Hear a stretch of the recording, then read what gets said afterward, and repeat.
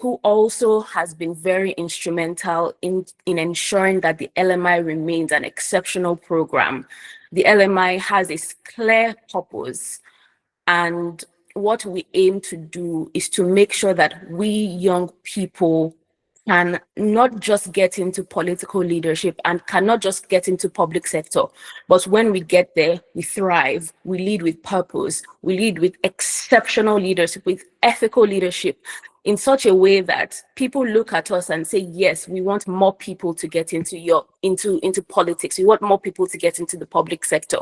And that's something about the LMI. We're not just raising leaders, but we're raising exceptional leaders that are going to transform the public sector space. Over the years, our fellows have gone on to do incredible things. I know that you'll speak with some of them today, so I don't need to go on and on about that. But some of our fellows are doing amazing things, and I know that some people on this call will be one of those fellows going on to do even more amazing things as the years go by. And so as you go through this session today, I want you to learn how to do more than just write an application, because I know that that's the primary reason you're here. You want to be selected. You want to know how to write your personal statement. You want to know how best to position yourself for your, application video. But I want us to go beyond that. I want us to listen with purpose. I want us to listen with intentionality. And I want you to really think about your journey as an individual. Think about the values that drive you. Think about what sets you apart from other people, and think about how you want to contribute to the future of Nigeria. That, before anything else, it's what's going to set you apart, because at the end of the day, your passion reads through in your application, your vision for Nigeria reads through in your application, and that's what we're going to be looking at the most. The selection team, the selection committee is a fantastic team of amazing people.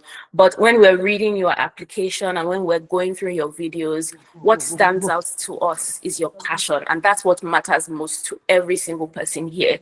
What do you bring to the table in terms of taking Nigeria from where we are now to where we all want it to be? And I'm going to tell you something, and I'm not saying this because I'm the director of the Legislative Mentorship Initiative, but I'm going to tell you that being a part of the LMI is an experience like no other. The LMI, sometimes we like to call it a boot camp. The LMI changes you, it challenges you, it stretches you, it inspires you. And by the time you graduate, you wouldn't be the same person that you were when you came in. You see leadership differently, and hopefully you'll see yourself differently as well. So please take today's session seriously, listen attentively, ask as many questions as possible if you're not clear about anything.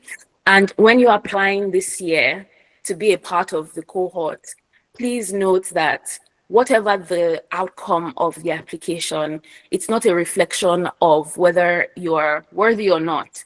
We receive thousands and thousands of applications every single year. And because of the way the program is structured, we can only take 50. And so you can imagine that out of 5,000 applications, 6,000 applications, we can't take everyone. And so if you've put your best foot forward, and perchance you don't get selected, because that's a very high possibility, don't be discouraged. You are still a fantastic and phenomenal leader in your own right. If you want to try again, you can try again next year. But I would say that continue doing the amazing things that you are doing within your community, within Nigeria, within the continent. And we're all working towards the future of Nigeria. We're all working towards the prosperity of our nation, and that's the primary thing for us. I would say that position yourself as well. If you are selected, please take the opportunity and grab it and run with it, because it's a once in a lifetime opportunity. I'm not going to speak any further. I've been speaking for so long already. So I just want to say thank you for being here. all of us at the LMI, on behalf of Mr. Dapo Iwole, who is the chairman of our Planning and Advisory Committee, on behalf of our distinguished founder, Right Honorable Femi Gbajabiamila, every single member of our management, faculty, we thank you for being here. We say thank you for putting your best foot forward to take Nigeria to the next level. I can't wait to see some of your names, on the applications. We can't wait to read your applications, and we can't wait to welcome you into the 4th cohort of the Legislative Mentorship Initiative. And to the Alumni Association, well done on putting this together.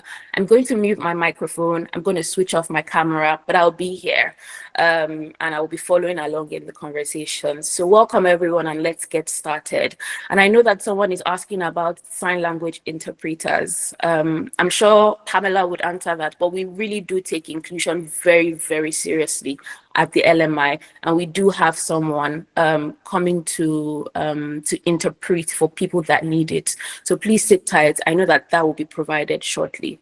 Thank you, everyone, and do have a fantastic and prosperous, profitable session. Thank you so much, Madam Director. Please, can we give our Madam Director a round of applause? Fellows, aspiring fellows, thank you so much. Thank you for your words of wisdom. Each time our Madam Director speaks, we know that it's something that is going to move us forward. And then there's one key thing that she said, don't just apply because you're trying to get in, be able to reflect on your own personal achievements and also be proud of how far that you have come. And Madam Director, in answering your question, actually, there's a sign language interpreter in this session. I think that the major issue is that Mr. Musa said he can't really see him correctly. That was what he said. But Mr. Emmanuel, who is the sign language interpreter, is in the call. He was complaining about, yes. So I think he's adjusting his camera now. Okay.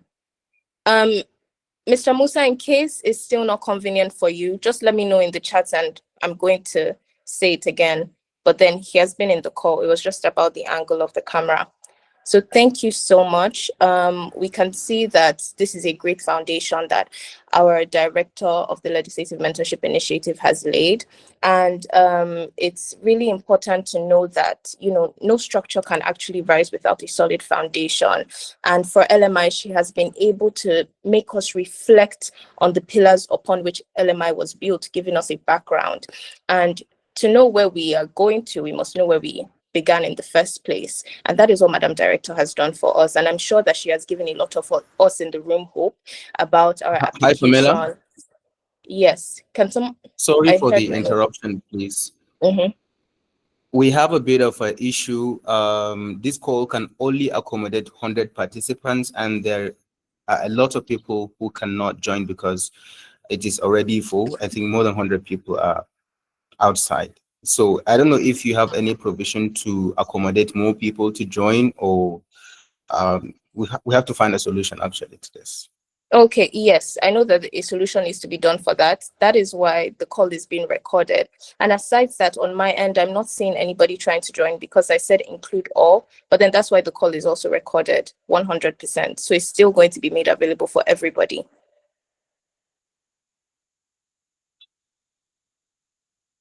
So I hope that works. Okay. Right now, we're going to be going next to the Vice President of the Alumni Association, who is Honorable Boluwatife Adenuga. Honorable Boluwatife is going to come up to the stage and give us insights about the Alumni Association itself. Madam Director has done excellently well in giving us insights on LMI. And before the Vice President of the Alumni Association comes up, I'm just going to read her profile shortly. Adenuga Boluwatife, aka Madam Nigeria, is a visionary leader, budding politician, social entrepreneur, development consultant, and passionate advocate for education, human, gender rights, and leadership. She is currently a senior legislative aide to the Speaker of the House of Representatives. She is the founder of Rowley MC Aiding Foundation, a non-profit organization established in 2017 with focus on quality education, mentorship, and capacity building for teenagers, youth empowerment, gender and human rights advocacy.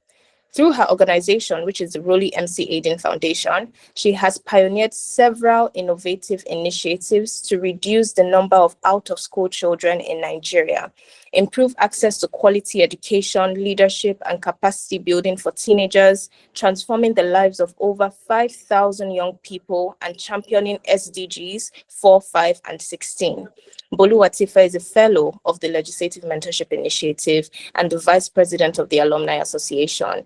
She is a graduate member of the International Organization of Management Professionals, an associate of the Institute of Chartered Mediators and Conciliators, and a graduate of the Fordak School of Business and Communications. Tife served as the majority leader and speaker of the Second Assembly of Nigeria House of Commons TV show, powered by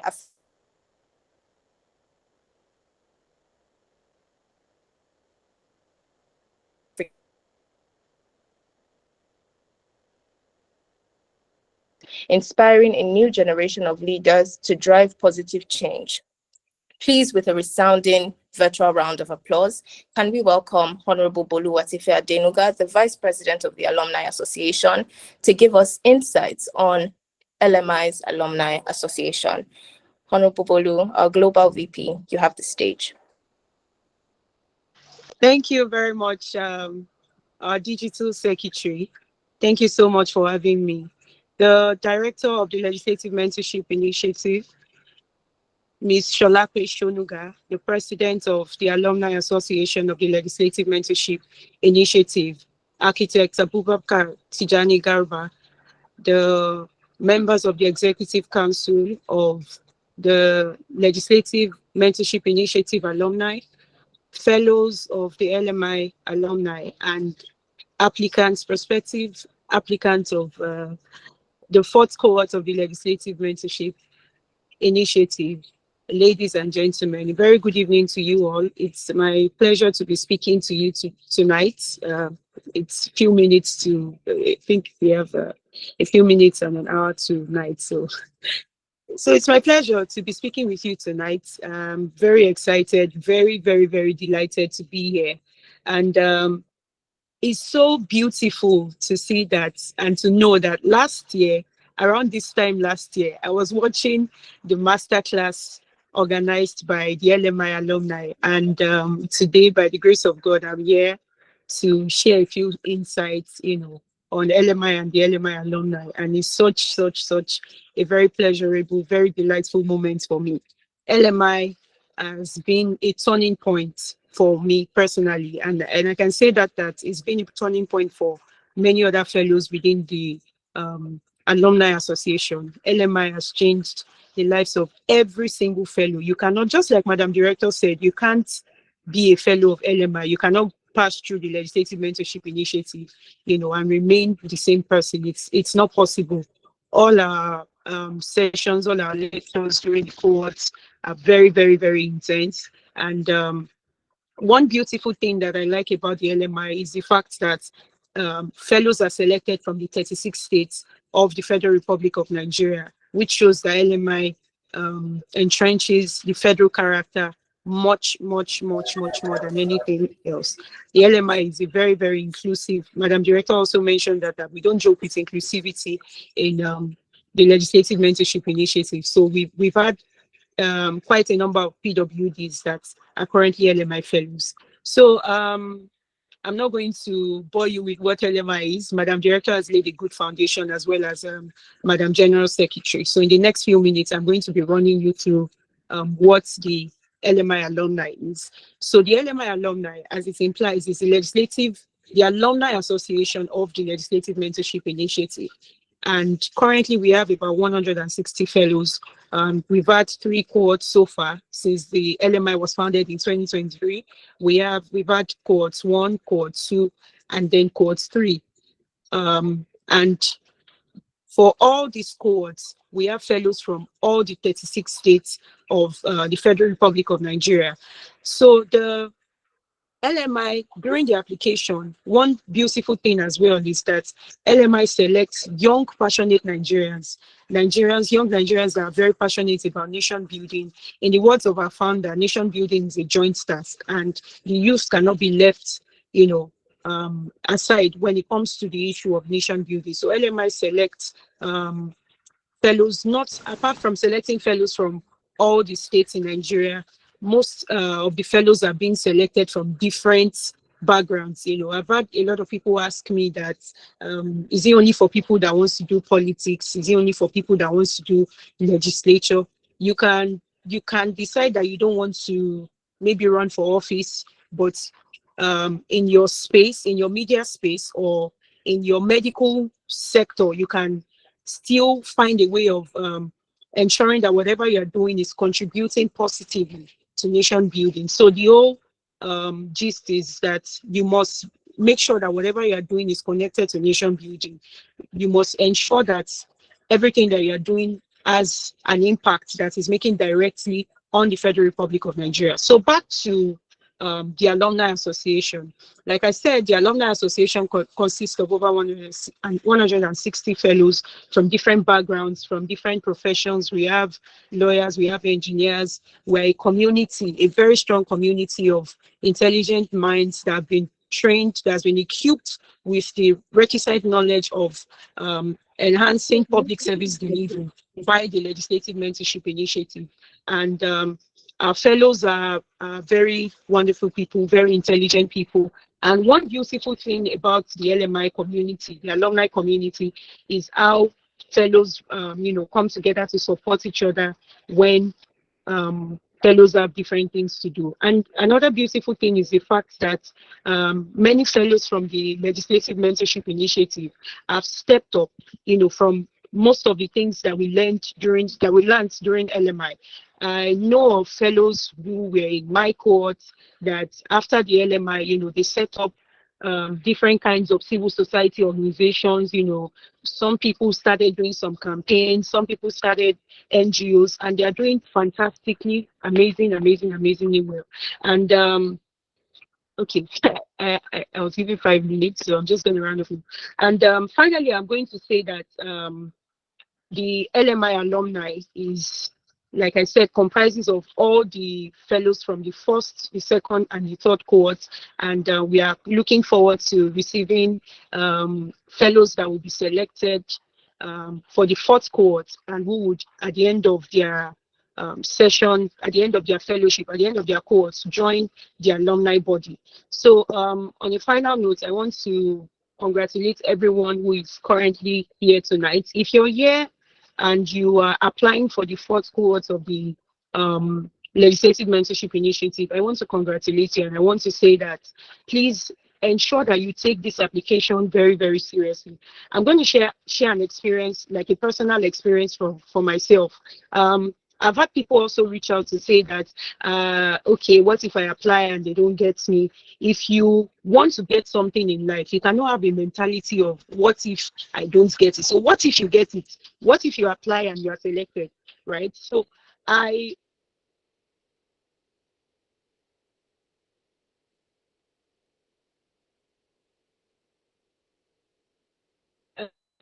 going to inspire somebody that is listening to me tonight. So I applied for the LMI in the first and second cohort and didn't get into the third cohort. And during my application in the third cohort, one thing I did was I decided to be very honest with myself. One thing LMI will never joke with is excellence. From the quality of the speakers to the, in fact, even to the seemingly little things, LMI is 100% excellence oriented. So I went through my applications for the previous year, and I was honest to myself, and I said that no, LMI is not a joke, right? I had to say that LMI is not a joke, it's not beans. And I looked at it, and I looked at some of the people that I know from the LMI community, the amazing things that they're doing, and I'm like, no, if I really want to get into this thing, I have to give my best to it. Just like Madam Director has rightly said, we usually have like thousands of applications every year, and just 50 people are going to be selected. So whatever would make you get selected amongst thousands of people has to be excellence. So I had to make sure that personally I watched the masterclass, just like some of us are doing now. I joined the masterclass, replayed and replayed and replayed, to get the key information that will help in the application. And it's indeed helped, and it's indeed worked. I made sure that I ensured that my video entry was quality. My CV did not exceed 2 pages. We are still going to get to all of that. We have very fantastic, quite intelligent speakers tonight that will be guiding us through, how to craft a compelling application, writing your personal statement, your CV, and all of those things. And I'm sure that they're going to do a fantastic job tonight. So finally, I want to say thank you very much once again, Pamela, for having me. Thank you, everyone, for listening tonight. And I wish us a productive engagement tonight. And from the LMI alumni, we can't wait to meet the next fellows from Cohort 4. I wish everyone good luck. Have a very wonderful evening. Thank you. Thank you so much, our Global VP, Honorable Bolu Atife Adenuga. Thank you for giving us insights and for also sharing your personal experiences. I can also attest to the fact that LMI is a ground for excellence, and they don't compromise on their standards. They are trying to raise the next generation of public sector leaders, and they want to ensure that there are people that are able to move Nigeria from where it is to where it's going to be, not just for our generation, but then also for the future generation. So thank you very much, Honorable Bolu Atife Adenuga. I'm also well aware that there's still a lot of people trying to join into the meeting. And once again, please assure everyone that this session is being recorded and it's going to be shared for everyone to get access to it. So it's not going to be an issue at all for anyone that's not in the meeting, because the information is going to be made available. So please help me to pass that message across to your networks as we continue to move along in this session. I hope that our sign language interpreter is being made very visible. He's been pinned up in the chat, and I hope that we don't have issues with that. If there's any issue with that, don't hesitate to put it in the comment section and I'll address it immediately. So moving further in this session, we're going to have none other than Honorable Hussaina Shehu. Honorable Hussaina Shehu is going to be telling us about what the selection committee expects from you as an applicant for the Legislative Mentorship Initiative. With every, yeah, I can see that. Yeah, Mr. Musa, I can see that. I'm going to address that now shortly. I can see it. Just give me a second. Okay. So I'm going to be reading out Honorable Hussaina's profile, and she's going to be speaking to us about what the selection committee looks for. It's such a coincidence that Mr. Hussaini's mic is also up on, but I'm just going to put it off. We're going to have a session for question and answer shortly. So let me just put it off so everyone can hear. Okay. Honorable Hussaina is a passionate communications professional with a strong background in media broadcasting, content creation, and community engagement. She currently works as a radio broadcaster and presenter at Ultimate FM Radio, where she engages over 100,000 listeners from diverse communities. I just put on the caption. I can see everything you guys are saying, so I hope this also helps. Her work sharpened her ability to craft and deliver compelling, accessible messages that inform, inspire, and drive public action around community health, gender equality, democracy, and good governance. Beyond the airwaves, Hussaina serves as a content creator and community manager for 2 NGOs, the Theodora Anave Adamu Foundation and Steer Initiative. In these roles, she leads digital communication strategies, develops storytelling campaigns, and manages engagement efforts that amplify community voices and address pressing social issues around gender equality. She has contributed to over 30 community development projects centered on education, health, and youth empowerment. Hussaina has also gained valuable experience in advocacy, project coordination, and policy engagement through her work with organizations such as Yaga Africa, Yali Abuja, PLAC, and the Legislative Mentorship Initiative, of course, the Costival Gatefield Bootcamp, and the Scoop Storytelling Initiative. These diverse experiences and more have further strengthened her leadership capacity and deepened her commitment to inclusive and sustainable development.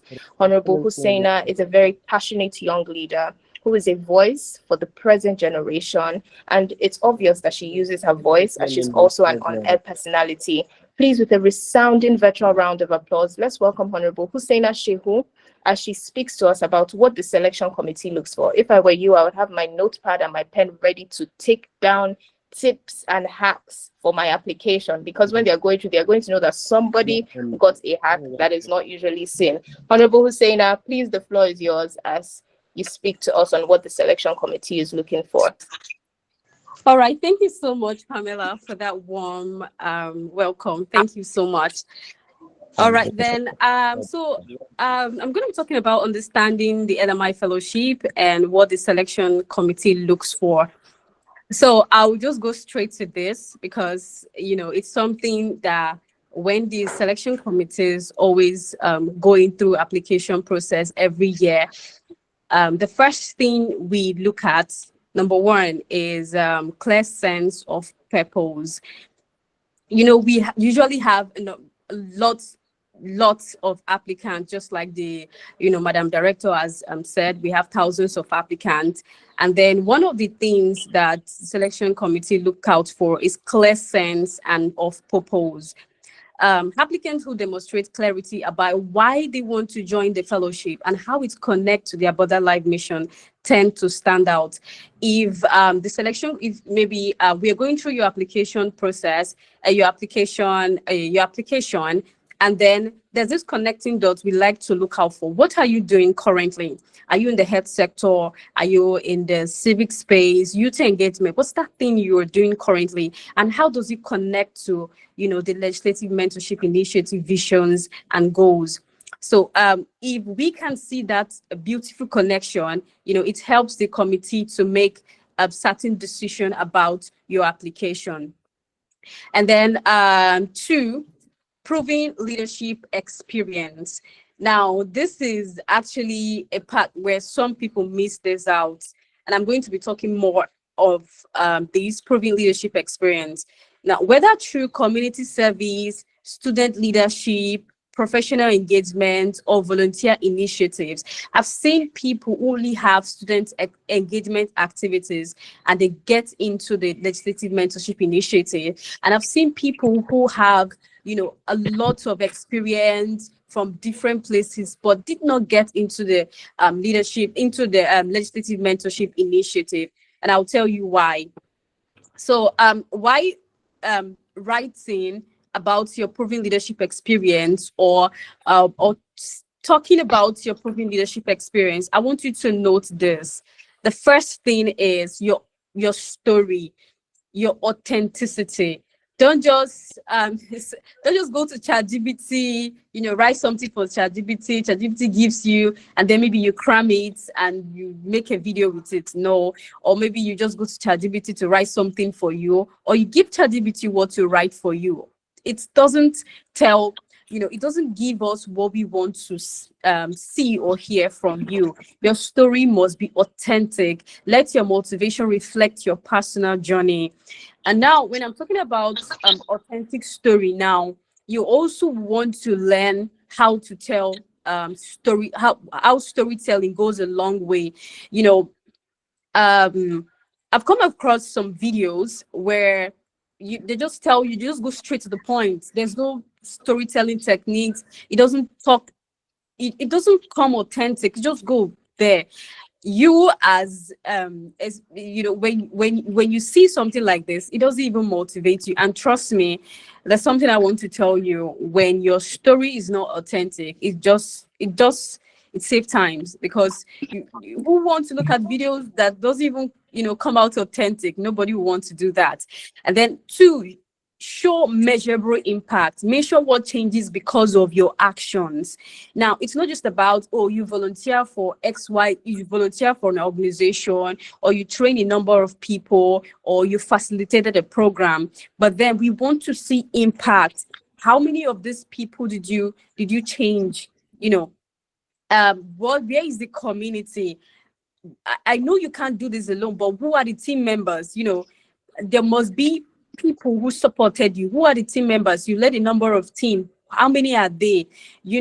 And then what changes after that? After that leadership journey you might have. Then number 3, demonstrate learning. Share how challenges shaped your leadership growth. Now, when telling your story or writing your leadership experience, we all want to believe that it was not perfect. There was a challenge. What was that challenge? And how did it change you? How did it change your perception about leadership? And then be professional but passionate. Let your advising be felt through your writing and tone. I've come across videos that when you watch them, from the beginning of the video to the end of the video, you just be smiling all through, because there's this, it was, the video comes passionate, and at the same time, there was this happiness in the video, and it creates a kind of connection that you can never imagine. Imagine watching a video of someone who is excited about, joining Legislative Mentorship Initiative and also being professional at the same time. And I also want to note this, please, when making your videos, don't just go around making, any kind of video, lying down, or just you are making videos and you could hear there's a background noise, but you still went ahead to post, to submit videos like that. Or you are making a video and you're not even sure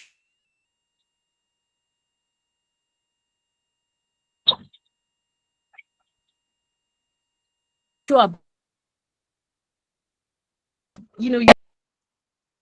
okay, if you can still hear me, I'll just continue. Or you're making a video, you are lying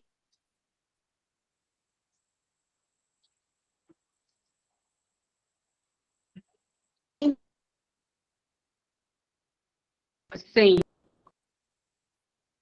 Yes, we can hear you now.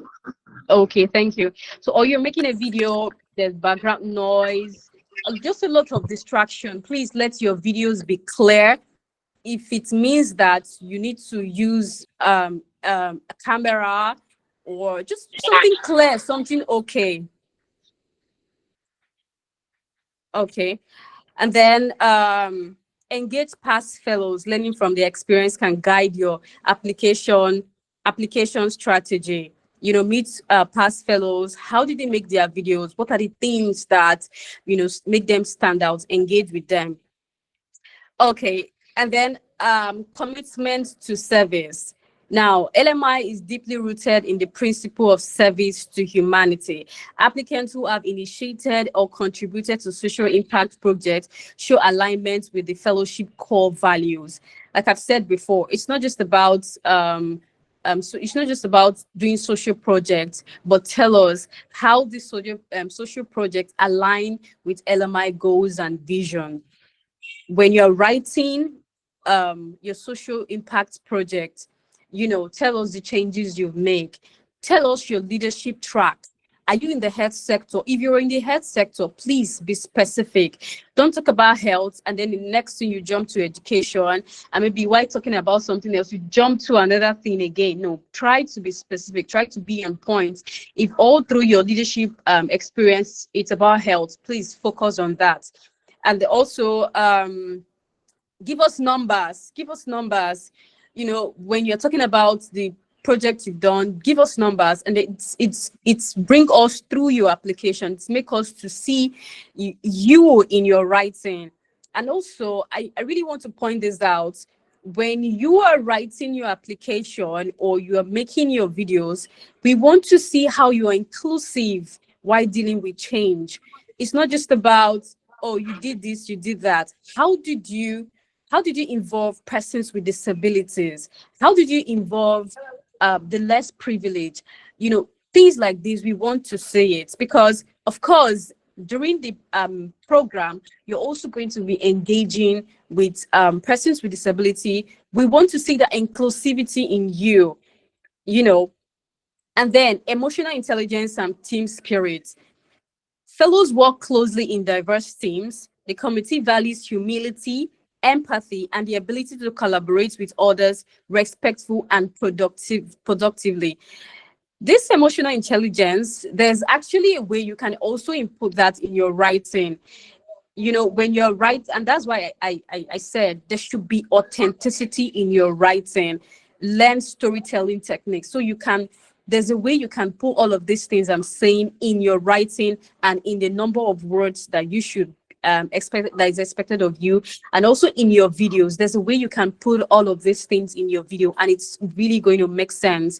So we want to see emotional intelligence in your writing. We want to see team spirit in your video. You don't want a situation where you get selected for the Legislative Mentorship Initiative, and then maybe at week 1 or week 2 they're already saying you're going to be evicted from the fellowship. No, we want to see how you connect with people. When you have disagreements with somebody, how are you going to solve that problem?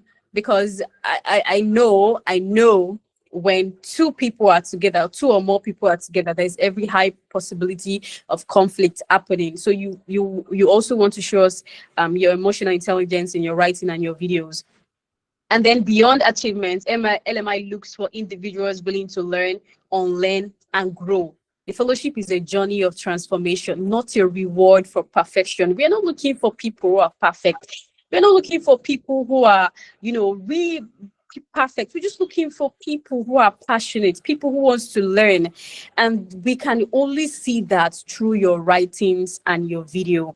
And then lastly, strong communication and clarity of expression. I've talked about clarity before. I'm also going to talk about clarity again. How you express your ideas in writings matters. Clear, authentic storytelling reflects confidence and self-awareness. I could remember very well while I was applying for my LMI first cohort, I didn't use ChatGPT. I'm not saying you shouldn't use if you know how to use it better, but myself, I didn't use ChatGPT, and I just say the things I've done, and I talked about how these things relate with LMI. I was authentic, and I think that's part of the reason that I got selected for the fellowship. So I am really key on authenticity, clarity, and also connecting the dots, how what you are doing right now connect to LMI. And also, if you are writing your application, we want to see individuals who are going to represent LMI, not during the fellowship, but after the fellowship. When you're writing this application, look yourself as a fellow of LMI and someone who's going to representing LMI. When you have this thought in your mind, it's going to give you a beautiful writing, and it's just going to help you to stand out.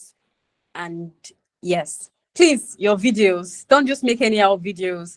Your video should be clear, it should be audible, so that we can see your face, the time. Because sometimes if now I know some people now make video, they say 1 minute video, but then immediately, let me tell you something, when they say 1 minute 60 minutes video, and then you're making 1 minute 2 seconds, 1 minute 3 seconds, no matter how good your videos is, it automatically disqualify you. Immediately the selection committee just see after that 1 minute there's 2 seconds or 3 seconds. We don't read that, we don't watch that video, just go ahead and look at the next. So when it's 60 seconds it should be, or less than. If it is 250 words it should be, or less than. Just what we want is content. We want to see content, we want to see quality, and that is what you should focus on. I think I've said all of that. Thank you very much. Thank you so much, Honorable Hussaina, for the insight that you've given us. There are a lot of thumbs up and round of applauses on the stage, our virtual stage. So thank you so much. Thank you for letting us know that authenticity matters a lot, especially in this season. I would just like to also add, I and Hussaina we were in the same cohort, so cohort 1 together. But then now we're one big family, the LMI association, and then all cohorts combined together. And there was nothing like ChatGPT, and it just had to be like your brain. You need to think about what you've done. So trying to figure out the way maybe you settled, even little things like being the mediator in quote in your family and trying to expand on that and making it seem like it's bigger than what it is. Somebody says that nobody will blow your horn for you. You need to be able to toot your horn. So even in that season, and your video has such an impact. So I remember, just to add to what Hussaina has said once again, I remember when we were doing our first gathering as fellows, that's in 2022, the person that handled the South. So one of our coordinators for LMI was like, "Oh, Pamela, somebody wants to see you." And then I went, and then he saw me, and then he said, "I watched your video, and your video was just so passionate, and it looked like you had a lot to say, and it just showed that you're very passionate about Nigeria." And he was like, "It was such a brilliant application." So your video can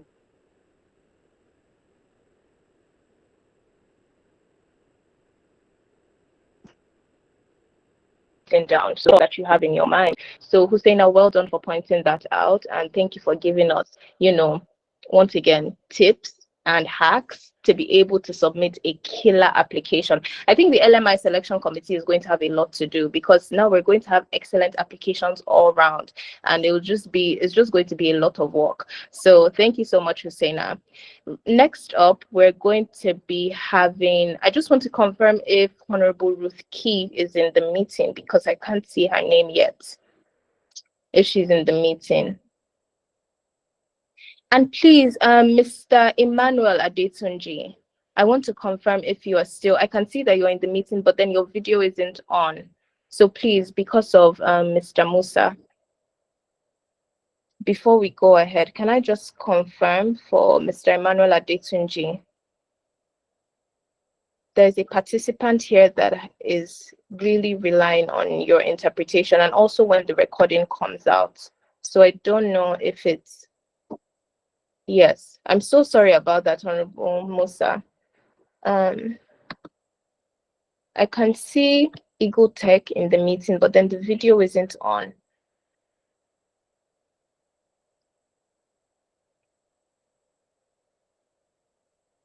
Okay. The video is on, ma'am. Is it on? Can you see me, Okay. ma'am? Yes, we can see you Yes, now. it's on. Yes, Musa has been saying he can't see you. Let me pin you up again for everyone. I had a network challenge. That was why. My apologies. Okay. I'm so sorry about that, Mr. Musa. Once again, super sorry.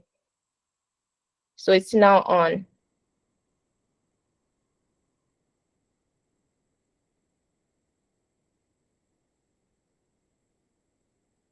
Good. Thank you. Wow.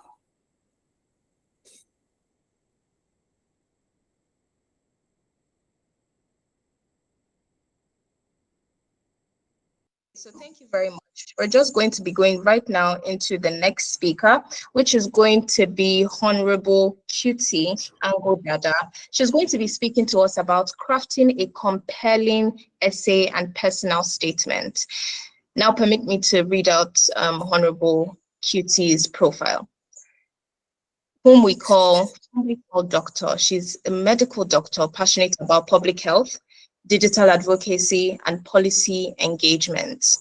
Honorable QT is a recipient of the 2025 NYSC Presidential Honors Award and leads a growing online platform that promotes conversations on health, governance, and youth development. Beyond clinical work, she contributes to strengthening primary healthcare systems, delivering essential services, and participating in medical outreaches that extend care to underserved communities. She also volunteers as a biology teacher for children with disabilities, a role that reflects her deep commitment to inclusive education and teenage mentorship. A passionate public speaker, she uses her voice and platforms to inspire healthier communities and empower citizens to actively shape democratic governance. With that in mind, we're going to now welcome Honorable Dr. QT Angodada to the stage to speak to us about crafting a compelling essay and personal statement. And while she comes onto the stage, I would just like to say one key thing that I saw on QT social media, which was so outstanding, whereby she said someone is going to ask, what does a doctor have to do with governance? And she says that if you're a doctor and you feel that you have no role to play in governance and advocacy, who is going to speak up for healthcare facilities in Nigeria? Who is going to speak up when the standards for systems of welfare are not up to the quality that needs to be in Nigeria? And I think that was just so brilliant. And I can see QT's face. I'm very happy that we can see your face for your session. And QT is a powerhouse. And once again, I'm going to emphasize that she got the 2025 NYC Presidential Honors Award. And I'm going to say that is so phenomenal, because when I did my youth service, I don't think that I had the strength to go forward and do any major project. I wanted to serve my nation and then leave, but QT said no, she's going to give impact. So please, can we give her a round of applause? Not everybody does that. So, Honorable QT, you have the stage, please. Thank you so much. Thank you for that very warm welcome. I'm really grateful to be here. And honestly, I'm thankful that Honorable Hussaina just laid the foundation for what I'll be speaking about. And this evening, I will be speaking about crafting a compelling essay and personal statement. So before I proceed, I just want to say that I also learned from others last year. I wasn't in the meeting, but I watched the video. So for those who are not in the meeting and will be watching the video, don't feel like you're left out. You will learn as much as those who were in this meeting. And I'm so pleased to be taking this session. The fellowship takes people from different sectors. So people in the health sectors, agriculture, education, everywhere. And the beautiful part is, in my cohort, I met people with different personalities. So it tells me that your unique self is all that you need to allow to shine in all of your essays. So without wasting much time, I'd start. And first of all, if you want to put your best foot forward for this particular application, you need to understand your purpose, right? What's your motivation? Who are you? Because remember, this essay is your way of telling another person about yourself. You are literally saying, this is who I am. I'm the best person. I'm passionate about Nigeria. And I want to be on this platform. So you need to be able to, first of all, define who you are. What's your purpose? Are you here, for example, in my cohort, I had someone who is into the film industry, and I believe that when she was writing her essay, she wrote about how important film is, how it is important to our nation building our reputation, even in diaspora, how film propagates, films and movies propagate our culture. That's the dimension she came through, and, voila, she was there, And so just understanding your purpose. What's your role when you sit and think about Nigeria? What do you want to do for Nigeria? Now, I'm saying this because there are so many people who do a lot of things, right? They are content creators, they are medical professionals, and on the side, they are business people.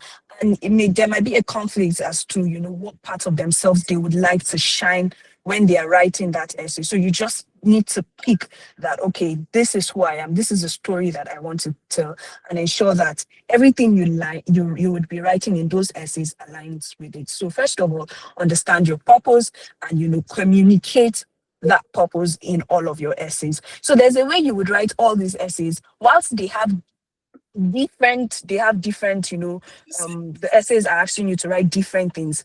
At the end of the day, if you understand the assignment, you would still be able to, amplify the voice that, say, for example, in all of my essays, I was able to amplify that health sector is a sector that everyone needs to look out for.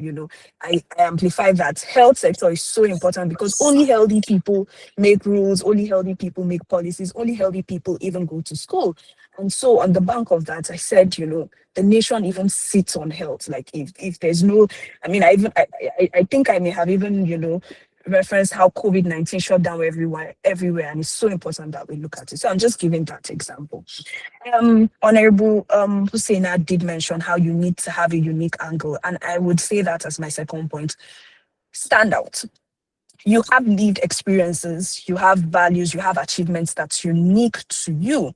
You have worked in unique places, your CV is very different. No two people have the same professional experience, the same educational experience. I mean, like she said, it's either you're putting forward community development service that you have done, or you are telling us about your experience as a student leader, or maybe you're talking about your professional space, what you currently do as a lawyer. Whatever this is, we want to see your unique angle. What do you do? Who are you? Just bring your unique self to it. And be able to, whilst you're bringing your unique self to it, be able to balance professionalism and personality. This is why I'm saying this, especially in this era where some people, just used AI to write some of these essays. You might eventually write an essay that has a lot of, very big grammar, very big words, that talks about, development. But then you end up not saying anything. You just end up saying generic things, just things that anyone can pick up from the internet without even shining your personality, without, you just begin to say, according to Nelson Mandela, leadership is this, and as a core leader, no, let us see you. Let's see you for who you are. So I really don't want you to make any of that pitfall. Let us see you. Who are you? Before I even go to say specific ways I would like you to structure these essays that would make them, stand out, I just want to say that this, as important as your story, please, we want to know that, you understand flow. There's a good flow. When you are done with your essay, proofread your essay. We don't want to see little, errors here and there that make statements ambiguous. So be intentional about how you're writing this and write it very well. I'd want all of us here to have a smart approach while we're writing our essays. And some of us on this call may have heard of the SMART approach, right? So SMART, S is be specific. P for S is specific. So for specificity, instead of you to say things like, I am passionate about leadership, say things like, as a class representative of a multinational university, I led my colleagues to organize the first ever health outreach. During this outreach, be specific, right? Be specific with your examples. So the first S has to be specificity. The next one is M, right? Be meaningful. Whatever you're writing, let it make meaning to us. Show us why this was so important. So instead of just talking about this outreach, which was, let's say you just want to say, oh, that outreach was very successful. Okay, it was successful. Tell us what happened at the outreach, right? Oh, at this outreach, we were able to meet young women or pregnant women, and these pregnant women, we offer them free antenatal care, free antenatal services. The ones that we identified that had complications, we referred them to the hospital and we followed them. As a result of that, many pregnant women were able to, be free from, say for example, we're able to be free from high risk delivery, or maybe many pregnant women were screened for, risk factors that could have complicated their delivery. We want you to tell us the meaning of, what you have done in that manner. And that's the storytelling we're saying. Because, for me, the first time I heard people talking about how to write essay and storytelling, I thought that you say, oh, so that day when I went to my boss office, I spoke to him and I said that, sir, I would like to do this outreach. And then here, no, that's not what we mean. We just mean that you need to show us what these key points are. You need to be specific about these key points and tell us how meaningful whatever you did was. The next thing is authenticity, and I already spoke about it, but being authentic means that you need to speak about everything. So, for example, even the challenges. So as I write, I'll still maintain the example that I used about an outreach that, I organized as a student, of a multinational university. So if I'm being authentic, during this outreach, the major challenge was that funding was not enough. And so, we had to tax members of the team. And whilst we wanted to reach a larger number of women, we were unable to. Or at the beginning of this outreach, or during the planning stage of this outreach, I wanted to do everything by myself. However, that plan didn't work because I was overwhelmed. And in that moment, I learned the power of teamwork. Still the same thing, but you're being authentic. You're telling us a story. You're telling us even about your challenges. You're not trying to, because we say you need to be authentic and blow your horn. We're saying you shouldn't paint yourself as a shining spoon. Tell us this story. Tell us the story, and let's see who you are. So, and that's like an example. Just tell us your unique challenge. And as you're going with your authenticity, we want to see that R is being reflective. We want to see that you reflected on your experiences. How did the experience you probably had shape your view? So if one of the major challenges I had was that I did not have resources, or maybe say for example the during the outreach, I realized that this community struggled a lot with, there were a lot of people that had typhoid, and typhoid is related to, poor water supply or contaminated water supply. And then as I reflect, I say, that's why I believe that we need to do more projects on safe water supply for communities, rural communities. And I went forward, to put up these recommendations to the local government chairman so that he can take it up and ensure that that community gets, good water. That's an example of just, showing that outing or the whole story that you're telling about your outreach has like, a point where you were able to reflect. So R is reflective. Just reflect, reflect on your experiences. Let's see it in your story, reflective. R is reflective. So just reflect on it.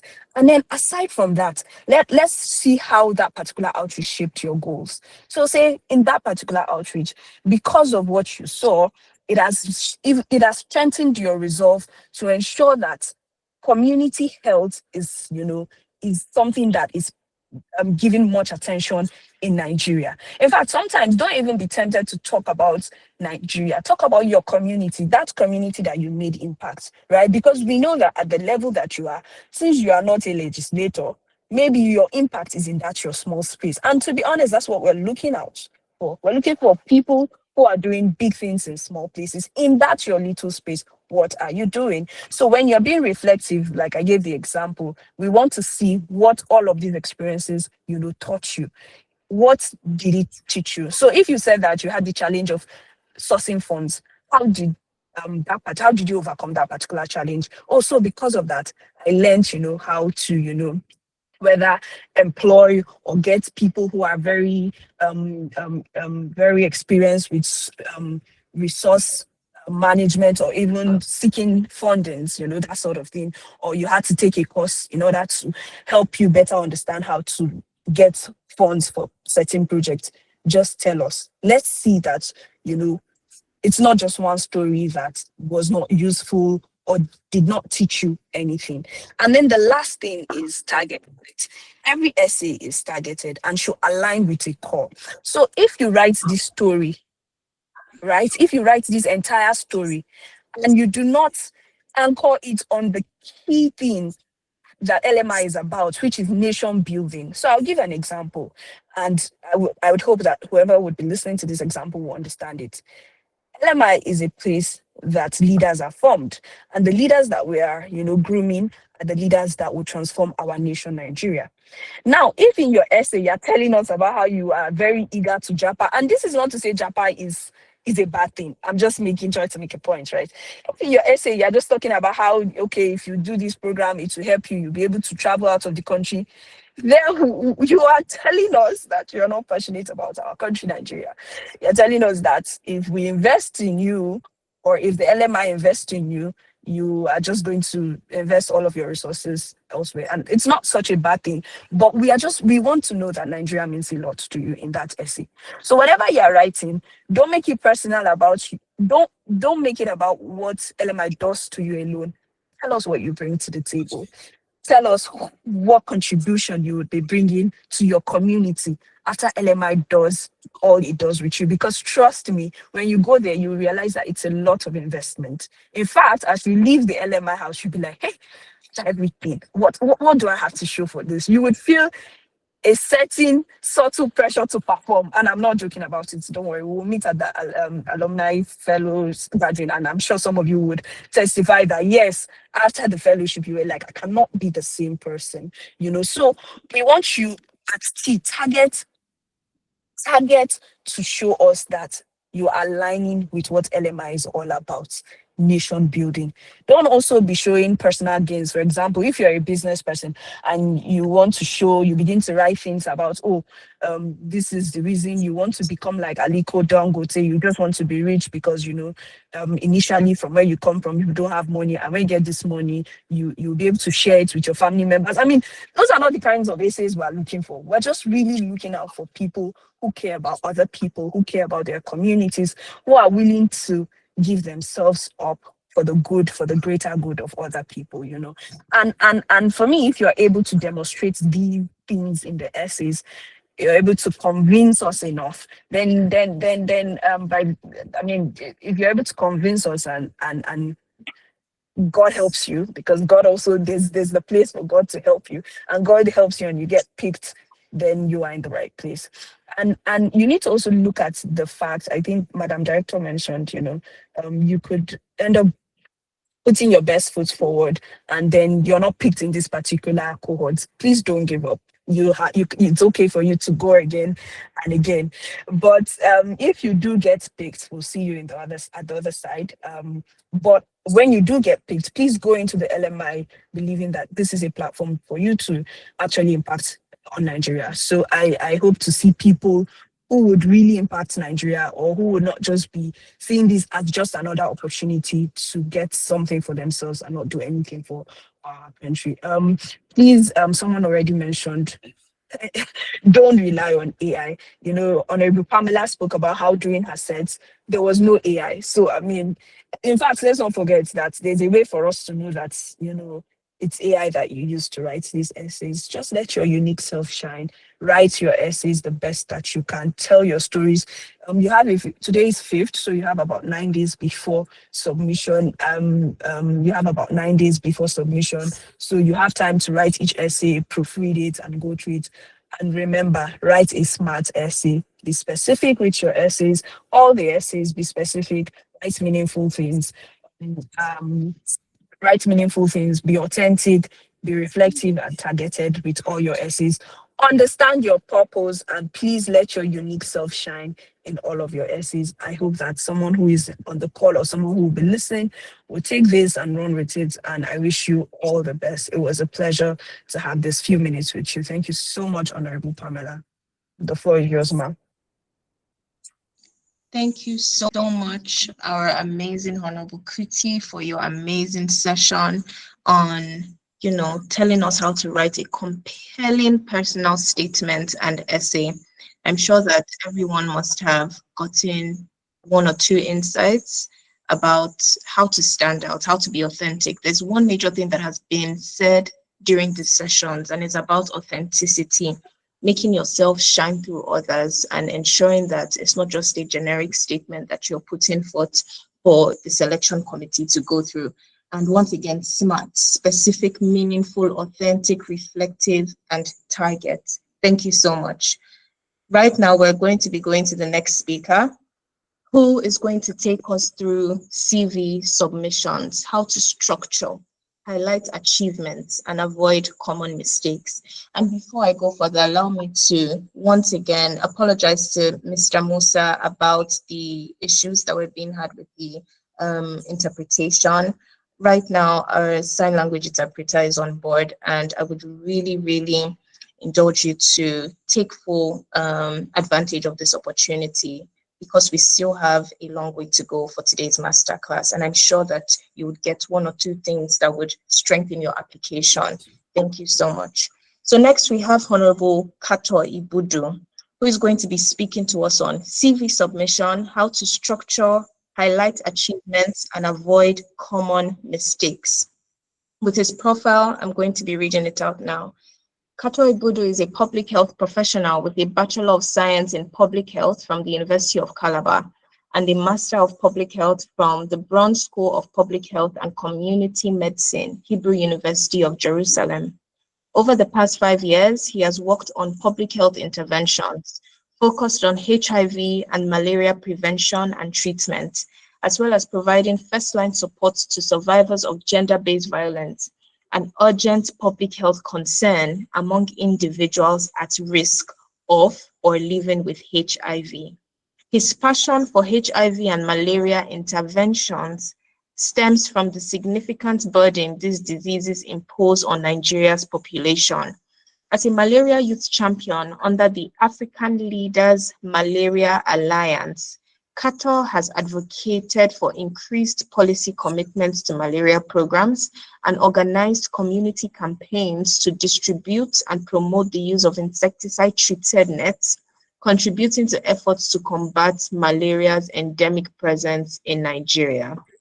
Driven by his interests in the intersection of public health research, practice, and policy, Cato was accepted into the second cohort of the Legislative Mentorship Initiative in 2023, an initiative of the Chief of Staff to the President of the Federal Republic Nigeria, Right Honorable Femi Gbajabiamila, where he emerged as Best Graduating Fellow. Likewise, he was accepted into the Bridges of Science program, a joint program of the prestigious Weizmann Institute of Science and the Braun School of Public Health, Hebrew University of Jerusalem, where he engaged in cutting-edge research focused on using synthetic antimicrobial peptides to combat drug resistance in malaria parasites. Currently, Cato serves as the program's coordinator, Public Health in the Department of Public Health, School of Allied Health Sciences, Miva Open University, Abuja, Nigeria. Please, can we give Cato a round of applause? Show some love in the comments as he comes up to speak to us about our CV submissions for the LMI application. Cato, you have the floor. Thank you very much, Honorable Pamela. Good evening, everyone. The Director, LMI, and the Executive of the Alumni Association of the Legislative Mentorship Initiative, and our dear prospective applicants for the fourth cohort of the LMI. It's indeed a great pleasure to be in your midst this evening and to quickly share with you some key tips that would help you in structuring your CV for an outstanding application.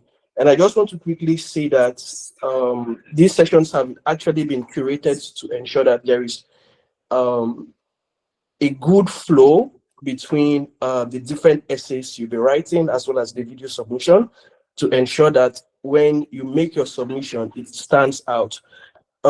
Just to also state that this is actually a very competitive process, and what would make you stand out at the end of the day may just be a component of your entire application that would distinguish you from the other applicants. So give attention to all aspects of your application.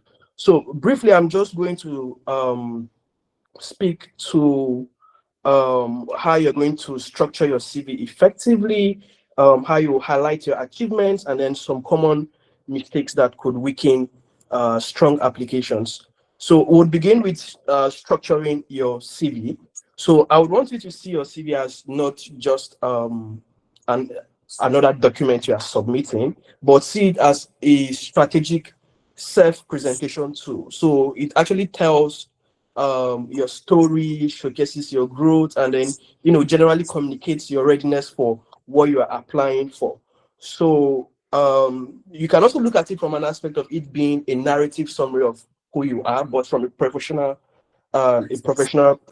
perspective. So structure for your CV. Your CV should have the following structures. One, a header, which would include your full name, professional email. So people who have certain emails that things like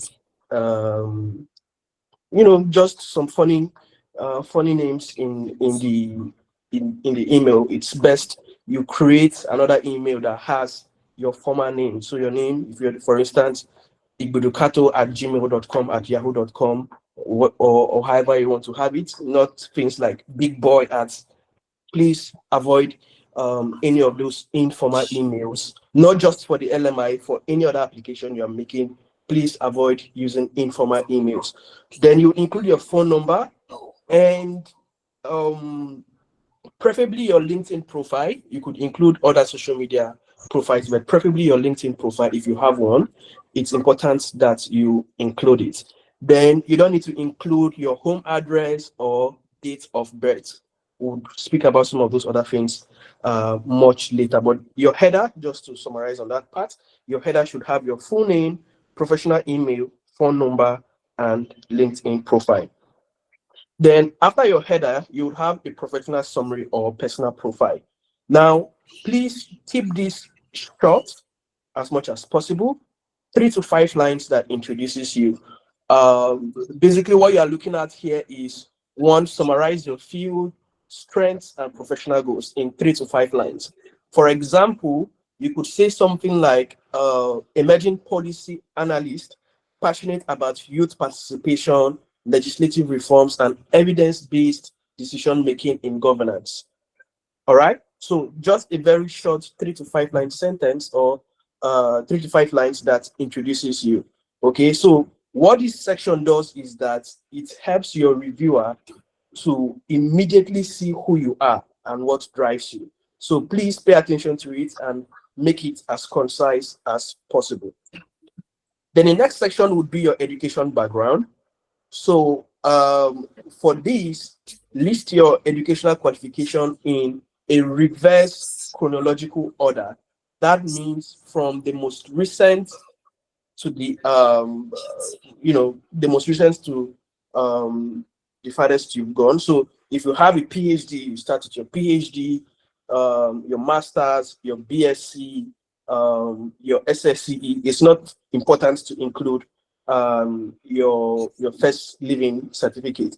Some persons would also not include their SSCE, so that's up to you. But I think for the purpose of what you are applying for, you could include where you got your SSCE from. So your secondary school, tertiary education, if you have a second, if you have a master's degree, you go ahead and include. If you have a PhD, you go ahead and include it. All right. So that is what should be captured under education.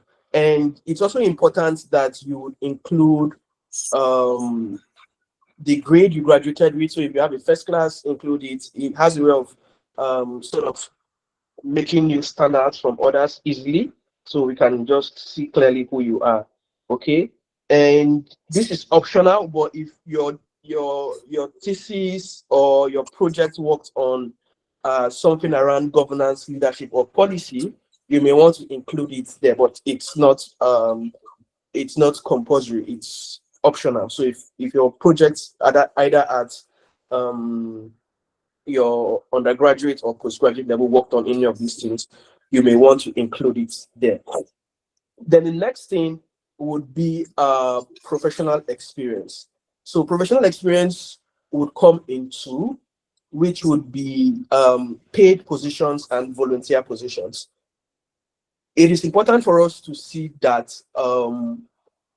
beyond paid positions, you've actually gained some volunteering experience, because part of what we are doing in LMI is giving back to the society. So we are looking for people who are interested in giving back to the society. So if you volunteered with an organization or with a project or at whatever level you've volunteered, please include it and explain what you did. So for each of the roles in your professional experience, you state the position. Okay, you state the position, you state the organization, and the dates which you did you were involved with those activities, and then 3 to 5 bullet points. But because of the length of your CV, which we are going to recommend, it shouldn't be more than 2 pages for your application to the LMI. Please, it shouldn't be more than 2 pages. Would maybe you make 2 to 3 points describing your responsibilities and achievements in each of those roles. And the focus should not only be on what you did, but what differences it made. Just to confirm that we are following, can I get some reaction, thumbs up, or thank you very much? And okay, yeah, thanks everyone. Great. Okay. So moving on, still under experience for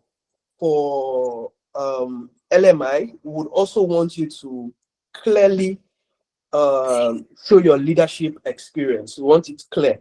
So if you led the student association, if you championed a campaign, you coordinated a community project, we want to see this clearly, because this actually show that you are able to take initiative. You can also foster a spirit of teamwork, and you have social commitments, which are all the qualities that matter in what we do in the LMI. Then you would have a section on skills and certifications. So here we want you to show relevant hard and soft skills. Okay, so for instance, if you are skilled in public speaking or policy writing, stakeholder engagement, data analysis, we want you to show that out in this section. And then because we know that you are high achieving applicants, streamline your certifications. So if you have like 20 different certifications, streamline those certifications to only those that would fit into the objectives of the LMI.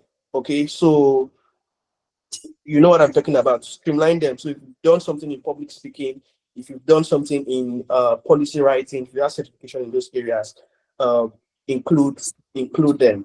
All right. Then the next section of your CV will be awards, recognitions, and publications, in case you have any. So this section would also allow you to stand out. So if you've gotten scholarships, leadership awards, certificates of excellence, or if you've made any publication, be it in a newspaper or a journal for those that are academic inclined, and so on and so forth, let's have that listed out. And if possible, make it include a link. All right, include a link that we can access those publications. If you have, include a link that we can access those publications. So to summarize on how you are going to format your CV, like I made mention earlier, keep your CV short, 1 to 2 pages. All right, and then use professional fonts, preferably Arial or Times New Roman, size 11 to 12, so that it's visible and clear for everyone to see. Also, left align your text. So if you are using Microsoft Office, under text alignment, you have left align, justify, center, and right align. Why we are saying you should left align is it makes it easy for one to, read and distinguish between where one part stops and another begins. So it's important that you pay attention to that. So maintain consistent spacing. So if you are using a spacing of 1.5, ensure that it's 1.5 throughout. If you are adding spaces before or after paragraphs, ensure that that comes out throughout. If you are using size font 11, or let's say if you're using size font 14 for your headings, make sure that all of your headings are size font 14, and then the body is size font 11 or 12. Please be consistent. Okay, so having larger fonts here and then smaller fonts there would show that you are not organized enough. Okay, that is it for the formatting aspect. Then we will now move into highlighting your achievements. So this is a competitive process. So you want to stand out from other persons. I was speaking with a group of people yesterday, and I told them that most times before the advisory panel makes the final decisions, the top 3 persons that are sent to the panel, the differences between them in terms of points are very competitive. Sometimes one or two points differences. Okay, so it's a competitive process. So you need to include or structure your CV, not just your CV, structure all of your statements in a way that would make you stand out. Dr. Kuti had earlier spoke about the SMART approach. which is very, very important. And I'm going to add to that approach another one, which we know as the star or car technique. And this one is particular to your CVs. So for each bullet point that you have that is explaining a particular role, and you have to like provide information about what you did in that role, you can either use the star or car technique. And what is the star technique? The star technique is situation, task, action, and results. So your statement should demonstrate what was the situation, what was the task, what did you do, and what was the result. Or the car approach, which is a challenge, action, and result. What was the challenge? What action did you take? And what came out of that action you took? So these are things that you need to, and I'm going to give an example to show that, just to demonstrate what I'm talking about. So for example, somebody may just say, somebody who was a student union leader may just say organize events for the students union. So to make that's like a very weak sentence. So to strengthen this sentence, you could say something like, led a 6-member student team to organize 3 policy debates on governance that attracted over 500 students and enhanced civic awareness on campus. Okay, so you see that here clearly we have what the action was, what the results were, and so on. So don't just give generic statements. Try to ensure that you have statements that actually show the action and the outcome. Okay, so doing this would actually make your CV stand out from others. And just like Kuti also said earlier, quantify where possible. And I like in the example we've given you, you can see clearly that we've been able to quantify. So numbers make achievements credible and tangible. So mention the size of your audience. If you raise funds, mention how much funds were raised. If you train people, tell us how many people were trained. Or if there was improvements, just give us percentages, give us something. Okay. Just to give you another example, you could say, let's say you carried out a voter education campaign.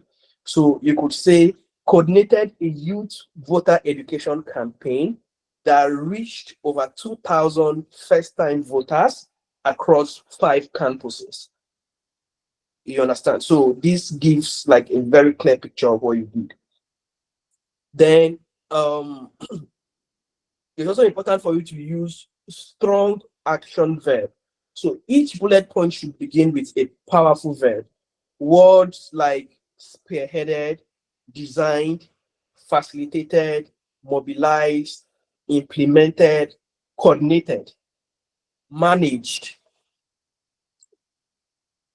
So these words actually convey initiative, ownership, and leadership. So you're not just on the sideline, it's showing that you were fully involved in the process. Okay, then tailor your achievements in line with the vision of LMI. So your examples should reflect leadership skills, advocacy and collaboration skills, team collaboration, commitments to national or community development, civic engagement. Okay, so your CV should show how you were able to carry out all of these things. And then some of you may be saying, oh, I don't have any background in any of these things. If you look at it critically, you actually did. It's just for you to find a way to coin this out. Okay, so for example, if you are, for those of us that come from the health background, just encouraging people that are on this call that are from the health background, a lot of things that you do actually have strong connection with policy. Okay, they have strong connection with policy, and you should bring that out and emphasize it. So, for instance, you could say that as a campus health ambassador, I developed stakeholder engagement and communication skills, core competencies that are required for legislative advocacy. So you see that from what you did as community engagement or as a health ambassador, you've been able to tie that to legislative advocacy. Okay, so pay attention to that and see how you are able to tie whatever you did to what the LMI stands for. In conclusion, we are going to look at some common mistakes that you should avoid. So, I mean, like Kuti said earlier, we are not looking for perfect persons, but we are interested in people who are people who demonstrate commitment and attention to detail. Okay, it mustn't be perfect, but demonstrate excellence. Okay, so some of the errors that may weaken your CV that you need to avoid is: one, do not submit a generic CV. Okay, so even if you had submitted a similar CV to Plag or any of these other fellowships, please rework that CV before you send it to LMI. We are not the same. Okay, we are not the same. Please rework that CV before you send it to LMI. And it's important that you rename it so that you don't mix it up with your other CVs. Then two, avoid overcrowding the CV. Already I've recommended that your CV should be 2 pages. So do not overcrowd the CV. It's not an autobiography. So select only what adds value. Okay, select only what adds value. So please do not overcrowd the CV. Then look at typographical and formatting errors. Okay, so when you've written the CV, give it to somebody else to read or go through so that you ensure that your font, your spacing, and punctuation are consistent. Also, avoid weak language, like I made mention earlier. So you would want to avoid generic verbs like worked on or helped with. Okay, so use very strong verbs: developed, initiated, implemented, led, organized, so on and so forth. Okay, and then irrelevant personal information: your age, gender, marital status, religion. We don't need it on your CV. I think there's a personal data collection form that is part of the application where you submit those information there. It's not needed on your CV. So your age, gender, marital status, or religion is not needed. Okay. So in conclusion, please remember that your CV is not just a list of qualification. Okay, you have to make it as a strategic narrative of your growth and contribution. And remember what I said earlier on. Make sure that this can speak to the other parts of your application. So you're going to have your personal statement, and then I think you'll be asked to make submissions on 3 other questions or so. Please ensure that there is a flow and there's a sync between every document you are submitting. It shows us that you've thought this thing out clearly and you are actually focused on what you want to achieve with this fellowship. So thank you very much for paying attention, and thank you to the leadership of the LMI and the association as well for having me. Over and out. Pamela. Thank you so much, Honorable. Thank you for that amazing presentation on CV submissions. I must say that I also learned myself because of how excellent and brilliant it was, and I didn't expect anything less. I'm sure that everybody, the step-by-step guide has been very helpful. It was so detailed, even down to font. I mean, sometimes you might just forget yourself, and then maybe you're using Arial, and then the next thing is Times New Roman, but then you feel like, oh, it's not that important, but it actually is important. And then everything adds up for your scores. 1 mark can be the difference. So thank you so much, Honorable, for that excellent and brilliant presentation. I mean, the round of applause that you're getting is proof of how well you did. Thank you, thank you, thank you, in the LMI way. Next up, because of how power-packed our session has been. We need to start moving fast. We're going to have the next speaker, who is going to be Honorable Boluwatife Agbono. I hope I pronounced it right, because Bolu does not play about her last name. She's the publicity secretary of the Alumni Association, and she's going to be taking us on a review of the application process, step-by-step guide. A review of the application process, step-by-step guide. Now, who is Bolu before she comes on the stage? Bolu Atife has a track record of driving innovation and change in the youth development, education, community development, media and communication space. She's a personal development coach, branding expert, and communications professional. She's also, of course, a fellow of the Legislative Mentorship Initiative. She holds a bachelor's degree in English language from the Lagos State University, Nigeria. In her role as publicity secretary of the Alumni Association of LMI, she coordinates media and communications departments and strengthens the association's digital presence. So if you see our digital or social media, that's all Bolu, the great woman behind the scenes. As the editor of the LMI Alumni newsletter, she has demonstrated exceptional writing, editorial, and leadership skills. In 2024, she served as the head of House of World Summit Awards, Youth Ambassadors, Nigeria Network, mobilizing youths to showcase their innovative digital solutions. Bolu Atife is an alumni of the Teach for Nigeria Fellowship, where she promoted quality education to children in marginalized communities for 2 years. During this time, she co-founded EduDiet Initiative, which is just promoting education and health in underserved communities. In this regard, she facilitated medical sensitization across 20 schools and major markets in Ogun State, Nigeria, in collaboration with medical health centers. Overall, because I cannot keep on going and going with Bolu's very robust profile, she is committed to empowering youth, driving social impact, and promoting innovation in the communication space. Bolu Atife is a powerhouse, and I'm sure that many of you would agree by the time she's finished with her presentation today for this masterclass. Bolu, please, you have the stage to take us on the step-by-step process for the LMI applications. Good evening, everyone. Thank you, Honorable Pamela, our digital Gen Sec. Good evening, everyone. I'm glad to be here. First, I would like to appreciate the presence of our director, Madam Sholape Shonuga, our president, our vice president, fellows of the LMI, prospective fellows, ladies and gentlemen. Thank you, everyone. So today I'll be talking about step-by-step guide, the application process.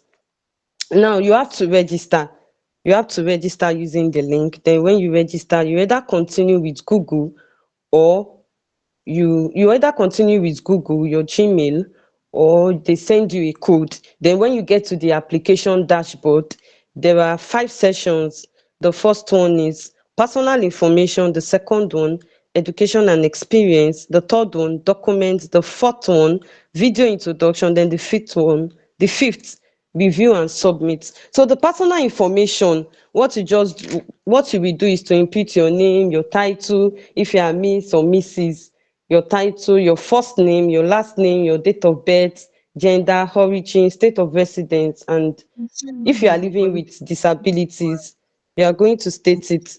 Your session. I just want to confirm if Mr. Emmanuel Adetunji is in the meeting. I can see him, but I haven't pinned him up, and his presence is very important for interpretation. So I just want to see if I want to ask that his video should be on so I can see him and pin him up.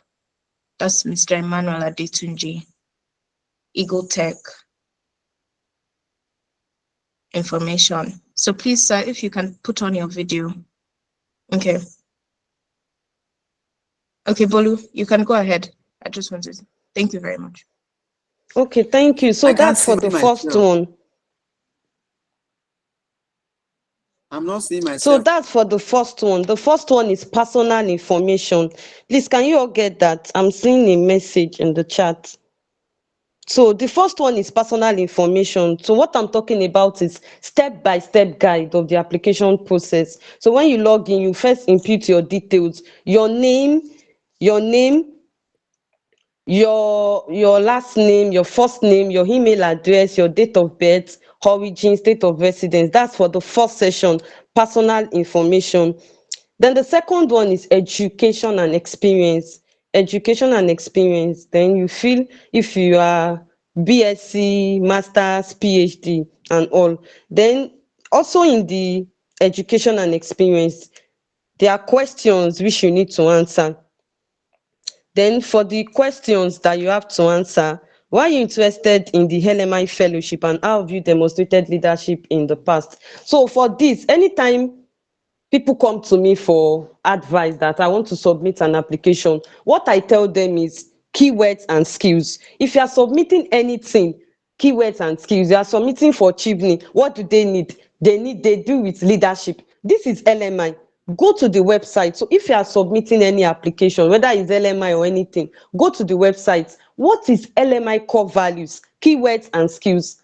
LMI, their core values: public service, good governance is part of it, leadership is part of it. So anything you are saying must revolve around their core value. So you cannot successfully apply for anything if you don't even know what they are doing, don't know their core value, don't know what they stand for. So before you even apply, keywords and skills. So the question, why are you interested in the LMI fellowship? Now, if you want to answer that, now that you understand what the LMI fellowship is doing, then anything you are writing will revolve around it. Then you can say, okay, as a passionate youth leader or a passionate youth leader in the public service space, maybe you've been working on quality education, you see how you can tie it around what they do. Then why are you interested in the LMI fellowship? You also talk about the value you can bring to the table. Then aside the value you can bring to the table, what you also want to gain. You want to gain networking skills. You want to gain leadership skills. So all this will be why you are interested. As you are bringing value to the table, what can you gain? So all this will be why you are interested. Remember the keywords and skills. Then the next one, have you demonstrated leadership in the past? I've listened to other speakers and they've talked about this using the STAR approach, the CAR approach. Everything still revolves around the same thing. Have you demonstrated leadership? You can use the STAR approach, the situation. Maybe you are the faculty president of your department, or you are the faculty president of an association. Then you can just say, as the faculty president, I observe XYZ. Then that's using the STAR approach. Then TAT, what did you do? You mobilize a team of so and so. That's the TAT. The action, what did you do? You spearheaded so and so. Then let it be measurable. Give it numbers, let it be measurable. Then the results, what did you achieve? I achieved 80% improvement in XYZ. I was recognized as top 10 XYZ. So everything still revolves around the same thing. That's for the number 2. Then the number 3 session is document. Then there's something I forgot to say. So when you are talking about your leadership essay, it's 200 words. If you've gone through the application, it's 200 words. Don't write 201 because it's very competitive. If you write 201, you will not be selected. So what I advise people to do is that once you've written your essays, put it on a Word document. Word document will give you the count. You will see the count. If you have written 100, 200, 500, you'll be able to get how many numbers. Then if it's more than the recommended number, you have to reduce. So don't write 201, don't write 202. So it's 200 words and let it be 200 words. Then the document, upload required documents. Write an essay of no more than 500 words on the topic. If you were elected as a legislator or appointed as an admin by the government, what would you plan to achieve? This essay is saying 500 words. Don't write 501. You can write below, you can write 400 because the question says not more than, but don't write 501, don't write 502. And talk about what you want to achieve in your tenure. And let it be specific, let it be smart, measurable, achievable, what you can achieve. You cannot say you want to be a legislator, what do you achieve in your tenure of 4 years? You cannot say, okay, what I want to achieve is I want to become a president of Nigeria, and it's not even achievable, it's not measurable, and now nobody even know you in politics. You've not even done anything. You're not in any political party. Nobody even know what, you've not built anything. You say you want to become president. How do you want to achieve it? So anything you are writing as a legislator, let it be achievable. So that's for the document. And anytime you upload any document, there is a section below. It will show that you've uploaded. If you upload your CV, your essay and everything, if you go beneath the essay, you will see the numbers of documents you've uploaded. So it's going to show. And looking at the application, it also says avoid plagiarism or AI tools. So you have to avoid plagiarism or AI tools. That's for the third one. Then the fourth one is video introduction. Video introduction. So for the video introduction, you have to be calm. If possible, you can even edit your video. You can find a way around it online or give a video editor. Let it not be in a dark place. Let it be very sharp. Be calm, speak well. Effective communication skills is something we don't overlook in LMI. Be able to speak well. And also, there are some people that for their video, they will speak Hausa, and the application is saying English, speak English. So don't, when the application is saying English, you don't want to speak Hausa. And if they say 1 minute, the video is saying 1 minute video, 25 MB. Don't put 1 minute, 1 second. Your 1 minute must be 1 minute. If we see 1 minute, 1 second, we just overlook it. We will not look at your essay. So it's 1 minute, and let it be clear. Speak good English. Effective communication is very key. And tell us why you should be selected and what you have done. That why are you the best candidate? Because everybody has done something, but what makes you stand out? What is your unique selling point? Why are you the best candidate? So the last one is review and submit. So for review and submit, after you've written everything, make sure you've been able to upload all documents. Look at it again, review, upload all documents. Your CV, maybe you've omitted something, you did not submit an essay, or you did not submit a CV. Go back again, review. Have I been able to submit everything? If possible, you can give someone in your network to look at your essay. And when you are done with everything and you are sure, you can now submit.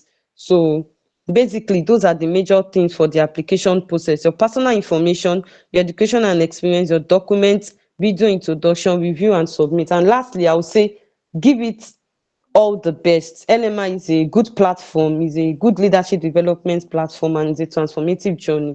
So give it your best foot forward, and I wish you all the best. And also, don't forget keywords and skills. Go to the website, look at what they are doing, then tailor what you are doing to keywords and skills, keywords and skills, keywords and skills. So I wish you all the best. Thank you, everyone. Thank you. Wow, thank you so much, Honorable Bolu Atife. I mean, Bolu Atife is such a phenomenal person. I think that just with this presentation alone, you can actually see that she's a coach. Olu doesn't sugarcoat it for you. She lets you know how it is, and she's very willing to make it as transparent as possible. And then I was just smiling throughout, because Bolu is always authentic and she's always herself. If she's in the room, you're going to know that it's Bolu talking. So thank you so much, Bolu, for the step-by-step guide and for, you know, giving us information. I can see that someone in the chat said, wow, I have actually learned a lot, and was laughing. So thank you so much, Bolu, for that insightful and beautiful presentation. Next, we have the last speaker, the last but not the least in any way, shape, or form. We have Honorable Ahmad Abubakar, who is going to be speaking to us on crafting a compelling video presentation. And before Honorable Ahmad gets to the stage, allow me to briefly read out his profile. Ahmad Abubakar is a dynamic activist. Please. Who is behind it? Who are the control? Is someone speaking? Yeah, I think. Let me just. Okay. Right. Ahmad Abubakar is a dynamic activist at the forefront of civic engagement, political and democratic participation of young people in Nigeria. With over 6 years of experience in the development sector, he led several youth initiatives, championed the cause of policies at both state and national level. He currently leads Turn Up Jigawa, a youth-driven initiative supported by organizations like Yaga Africa and the Foreign Commonwealth Development Office and LEAP Africa, empowering emerging leaders with strong leadership skills, which prepares them to work alongside lawmakers in solving pressing societal challenges in Nigeria. Recognized by the United States Department of State, Ahmad is a 2024 Mandela Washington Fellow, where he honed his leadership in civic engagement at the College of William and Mary and the University of Virginia under the prestigious Presidential Precinct in the United States. He is a fellow of the Legislative Mentorship Initiative, a fellow of Yaga Africa Community Organizing Institute, and currently serves as a national delegate with the Nigeria Youth Futures Fund at LEAP Africa. Ahmad has successfully implemented multiple youth-centered civic programs, reaching over 10,000 young Nigerians and securing multiple competitive grants to further his mission. As a graduate of English education from Bayero University, Kano, and Masters in International Affairs and Diplomacy from Ahmadu Bello University in VIEW, he is driven by a commitment to combat youth unemployment, social exclusion, and political apathy, which are key barriers to Africa's sustainable development. Resilient, detail-oriented, and purpose-driven, Ahmad thrives in collaborative spaces that reward innovation and perseverance. He envisions a future where African youth are not only included, but are pivotal in shaping governance and economic transformation across the continent by 2030. I think LMI also deserves a round of applause for finding gems like this in the Federal Republic of Nigeria. So while we're applauding Ahmad, we're also applauding LMI. And right now, we're going to be welcoming Ahmad Abubakar to speak on crafting a compelling video presentation. If I were you, I would listen very attentively because this is also a very key part of your application. Honorable Ahmad, you have the floor. Hi, everybody. Thank you very much, my sister, Honorable Pamela, and good evening, Madam Director, and everyone here present. It's my pleasure to be here to talk about how we would be able to compile a video presentation for the application. So before we begin, actually, as you may be aware, that LMI does not have an interview opportunity. So put it at the back of your mind that your video presentation is like an opportunity for you to present yourself as if you were invited for an interview. And that speaks a lot of volume for you. So let's begin. Talking about the video, one of the most important things to consider is the instruction. Instruction always comes first. The instruction clearly states how you would be able to do your own video, and it says upload 1-minute video of yourself stating why you should be selected for the LMI fellowship program. And the maximum file should be 25 MB, and the accepted formats are also MP4, MKB, MOVO, 3GP. So make sure that you abide by the instruction, because at LMI, instructions are very important to be taken care of. So the next thing is how should you be able to clearly state everything in just 1 minute? I know 1 minute is not long, and you may not be able to find enough time to speak a lot about yourself, and that is why it is very pivotal for you to dissect all these minutes, all the seconds that you have, and be able to clearly state 3 important things, which I call the 3 C's. The first thing is the clarity. Clarity is very important. Clarity in a sense where you be able to talk about your purpose and why you are there. The second one is the conviction, because of course LMI is going to hypothetically receive about 10,000 applications, and what sets you apart is your conviction, is how you be able to convince the panel that are going to be reviewing your videos, convincing them on why you are the best candidate for the fellowship. And then the last C is the connection. Connection in what form? You already have 3 essays written, right? You have essay of 200, 200, and then 500. And then how would you be able to connect all the dots? Here is clearly important try to connect all the dots between the essays you have written and what you're going to be saying.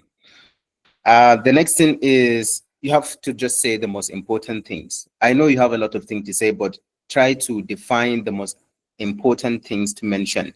You don't need to start by saying your name. Of course, the LMI already has your name in your CV, in your profile that you already created. So name might not be very important thing.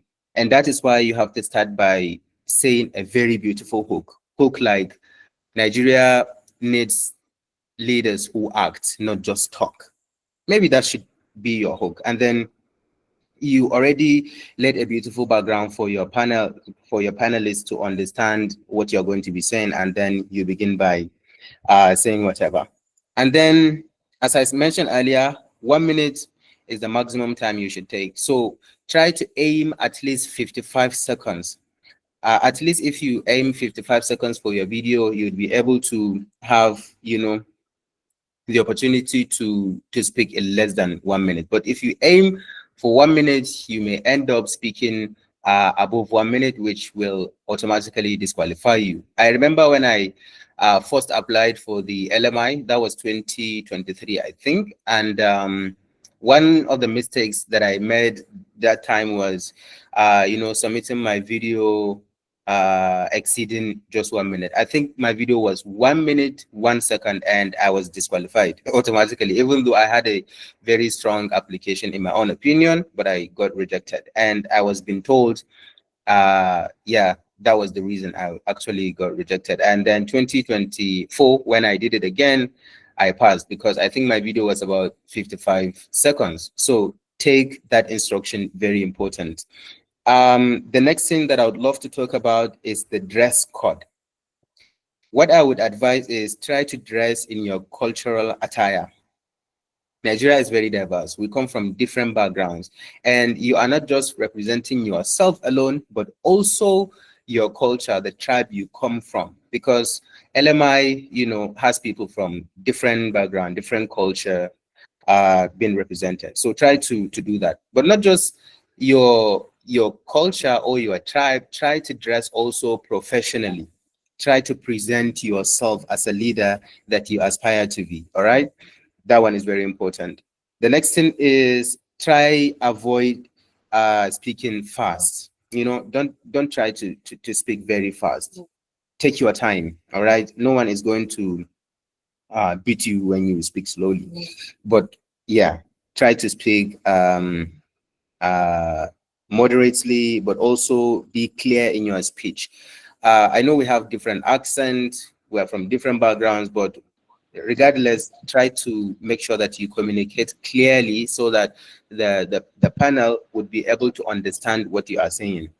The next thing is try to avoid crowd. All right, I know it may not, we are in Nigeria, of course, people might just distract us, people might just bump into a video or whatever. So try to avoid crowd and unnecessary noise. If you can, try to find a studio. If you have a friend that has a beautiful workstation, try to, use their own background or whatever it is and snap a beautiful video. But understand that it is not just about like beautiful background or beautiful camera, but also the content. While you present yourself with a beautiful background, beautiful, clear voice, but also your content should be clear as well. And then other thing is finding a good lightning. All right, good lightning in a way. We may be, sometimes our videos might be snapped during the night time, and that is where it is very important for us to have beautiful lightning, which will eventually help us deliver a video with beautiful lightning, which will display ourselves and all. Without wasting much of more time, I'll just be fast in this. I have just another tip, and the tip is, well, energy is very important, but don't overact. Try to be very authentic in the way you are going to present yourself. And how do you do that? Number one is by writing down your scripts, what you're going to be saying, and try to rehearse it before the time comes. All right. Before you finally record your own video, make sure that you write it down, you script it down, and you rehearse it. Because I know some people might be recording their videos while reading it in a real time, which you cannot avoid it. But eye contact is very important, and that is why when you rehearse it, when you know the subject matter, when you know what you are going to be saying, it would be very clear for you. Another thing is the eye contact. Try to look directly into the camera. Note your notes. As I said, people might have notes written down, but when you rehearse your note, when you memorize it, if you can do that, and try to make it natural, that one is very important. And also the framing of your video. Try to record your video in a well-lit place. Your shoulders should be up, in the frame, and also have a clean background. Some people might decide to record their videos with a selfie, thing. So try to be professional in that case. If you can have a friend that can record you, try to do that. If you have a tripod stand that can help you frame your own video, that one is very important as well. And then the next thing is your voice. Use a calm but assertive voice. Do not be naive. Do not try to sound over energetic. Just try to speak authentically. And then last but not the least is the timing. I keep emphasizing on the timing because I know a lot of people might try to overlook the timing, but it is very important. When you over exceed your own timing, you totally disqualify yourself. I think this is all I have to say. I'm just going to drop my mic here. I'll be here to answer any question if there is. Thank you very much for having me. Thank you so much, Honorable Ahmad, for that amazing session on crafting a compelling video presentation. Thank you for letting us know and emphasizing on the timing. I believe that during my time that we did our applications, so I had prepared like a whole video with like different aesthetics, with my name, what I'm going to say, how I view leadership, and everything was just very prepared. And then when I went to apply, there was a camera, you would click, and then there was already a camera there waiting for me with the whole timing. So you say what you have to say in, I think, 50 seconds or 1 minute, and then it ends. Like, you can't say beyond that. So now there was no time to even do like any aesthetically pleasing video. It was just what you had to say, and then you have to convince the person that is going to go through your application. But I believe now you guys have an edge with being able to prepare your videos yourself. So thank you so much, Honorable Ahmad. Thank you to Honorable Bolu Watife-Abono. Thank you to Honorable Bolu Watife-Adenoga, the Vice President. Honorable Bolu Watife-Abono, who is the Publicity Secretary. Thank you to Honorable Kato. Thank you to Honorable QT. And thank you most of all, and most especially, to our Director, Madam Director, Ms. Shola Peshonuga, who has been in the meeting from the beginning till now, the very end. Please, can you give a round of applause to our powerful speakers and, of course, our director especially. Thank you so much for staying till the end, Ma. So now we're going to go straight into the question and answers. I've been seeing, I think the first major question that I saw, right, was, I'm just going to point it out, it's in the chat. And since that was one of the first questions, I'm going to read it out for that person, is Asmau Ahmed. She says, or he says, hi, please, I have a question. I have less than 2 months to finish university. Should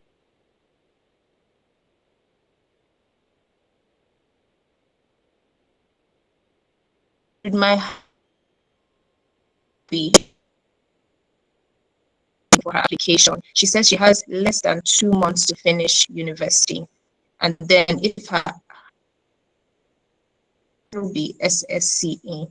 I want to ask if our Madam Director would answer this question on behalf of Asmao.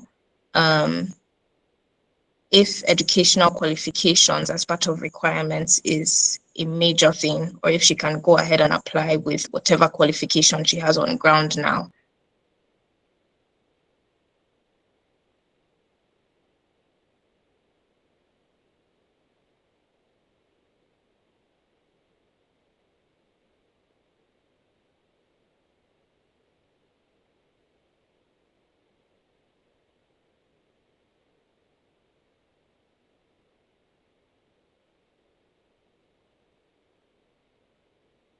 Okay. I think the next person that could take this would be Honorable Boluwatife Abono, who handled the questions for the step-by-step application process.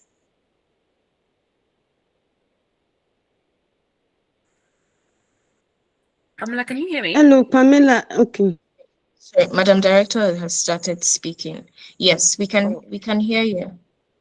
Oh, sorry about that. Oluwatife, you can go ahead, but I'd just say that that person is not a doesn't have an undergraduate degree yet, even if it's a week, to the graduation, to submission date. If you cannot provide the certificate, then unfortunately, just apply as you are. And if you're not selected, you can go ahead and try again next year when you have your undergraduate degree certificate.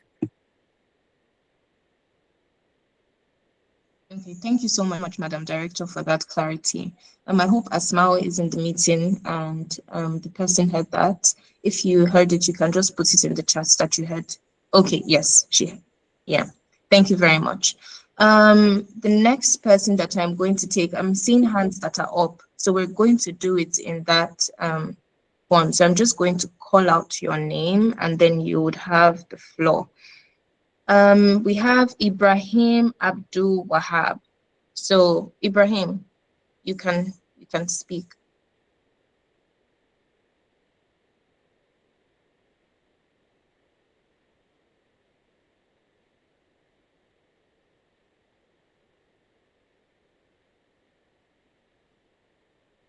If Ibrahim isn't available, we have Abimbolu Adebolawa.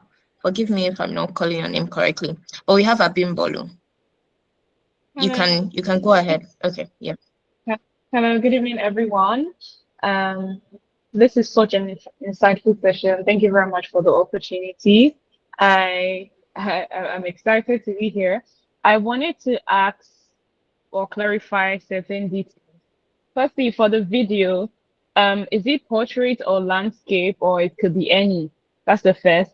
And the second is, I am an HND holder, and so far I've not heard HND as long as this conversation is concerned. The only thing I've heard is BSc, so I don't really know if HND is recognized as far as LMI is standing. So I'm trying to clarify that, and if there's like certain grading points as regards educational qualification, in terms of maybe HND has certain number of points, PhD has certain number of points, because I am an HND holder.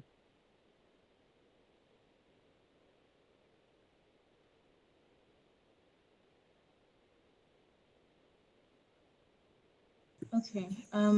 Thank you, I just Abimbolu, jump for in your here. question. I'm just still okay, Madam In the Director, you can go interest ahead. of I was just time, yeah, no he got worries. incorporated in the meeting. Yeah. So, because I can't find him here, and this is an important segment, Oh, so I just wanted okay. to tell him. Okay, so let's just hold on a second for him then. Okay, thank you.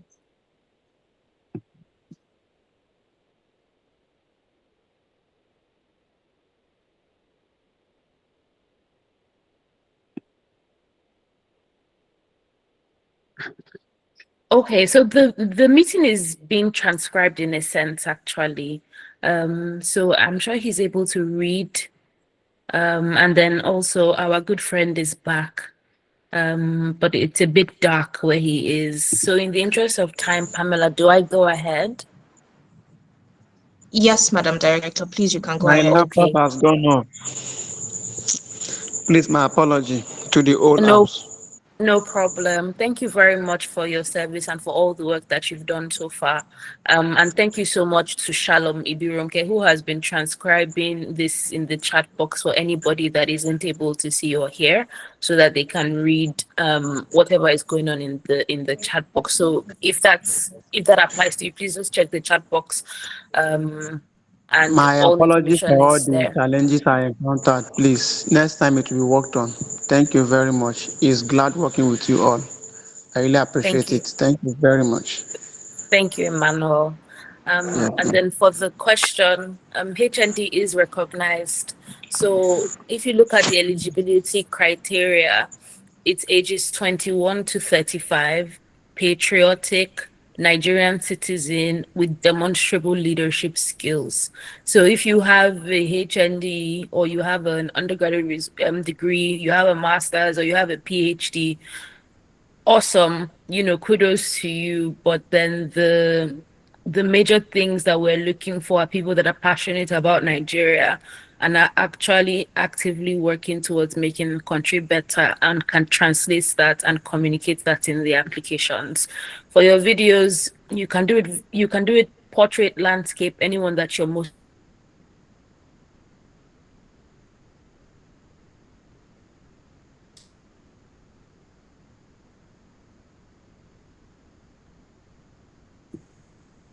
over to you, Madam Secretary General. Can you hear me? Yes, I can hear you.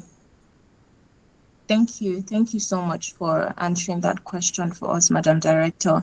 The next person that I'm seeing is Salisu Al-Amin Mohammed. You have the floor to ask your question, please.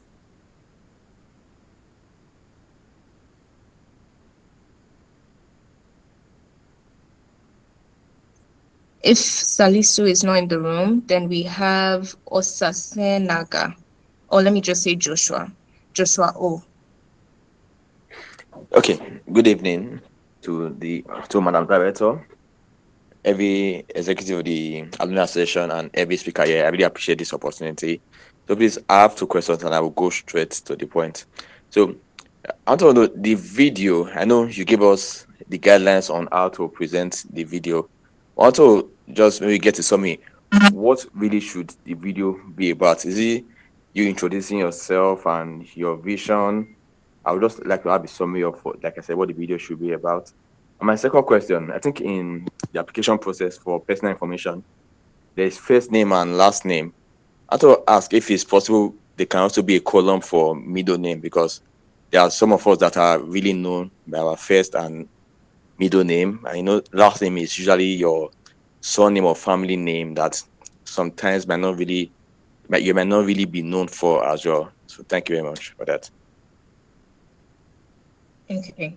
Thank you, Joshua, for your question.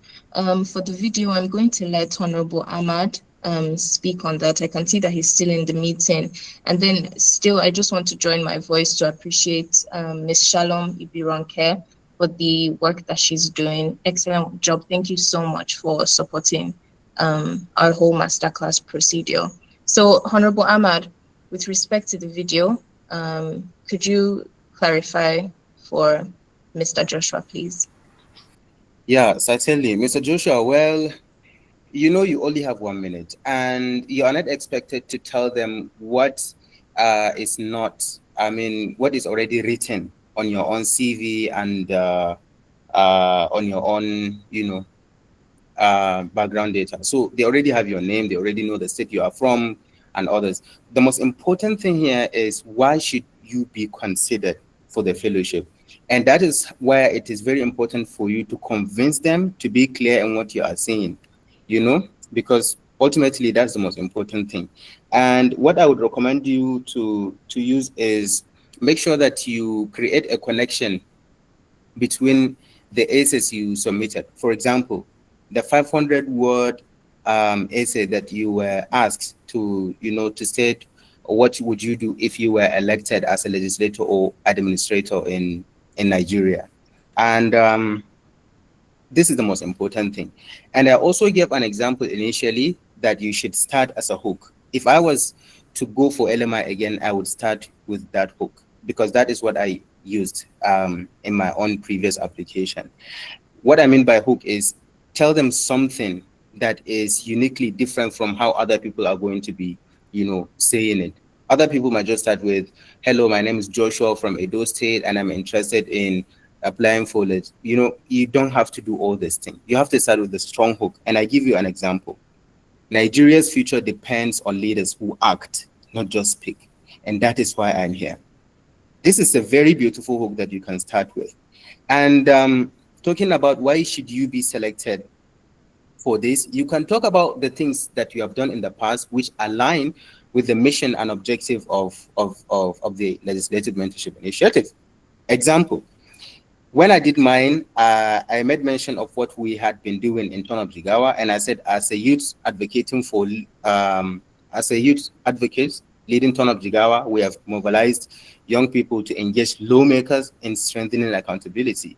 And LMI is all about lawmaking, legislature, and strengthening accountability in the Nigeria's ecosystem.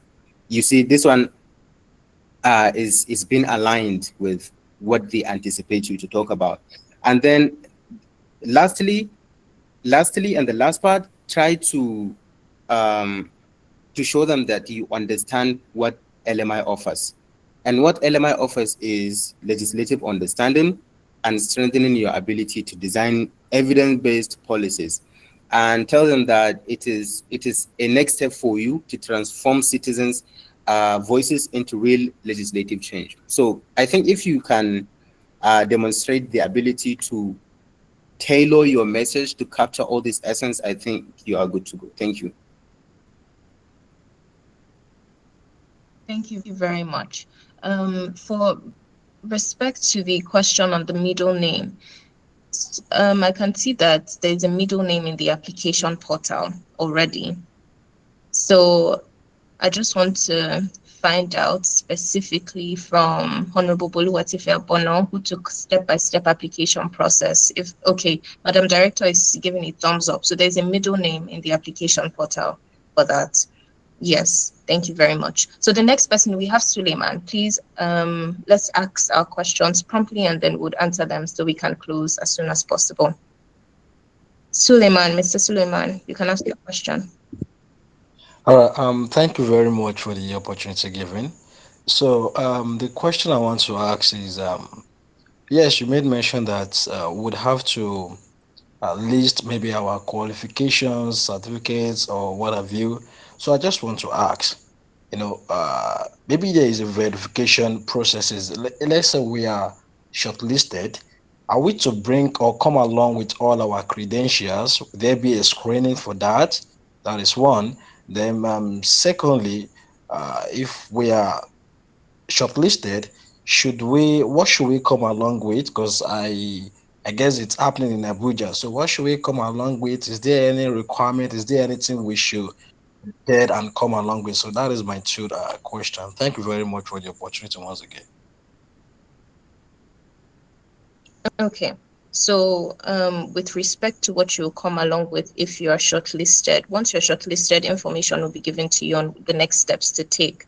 I believe that the question that begs to be answered is if, with regards to your qualifications, once you make submissions, if there would be a further verification of what you've put on your application. So if there will be a verification of the certificates that you've made available for the selection committee. That is if you get selected. So, Madam Director, I mean, you're here with us, so we might as well make very good use of your presence. So please. So a lot of the information that you provide will be verified. So please don't provide false information. We will check. Excellent. So you have it at that, Mr. Suleiman.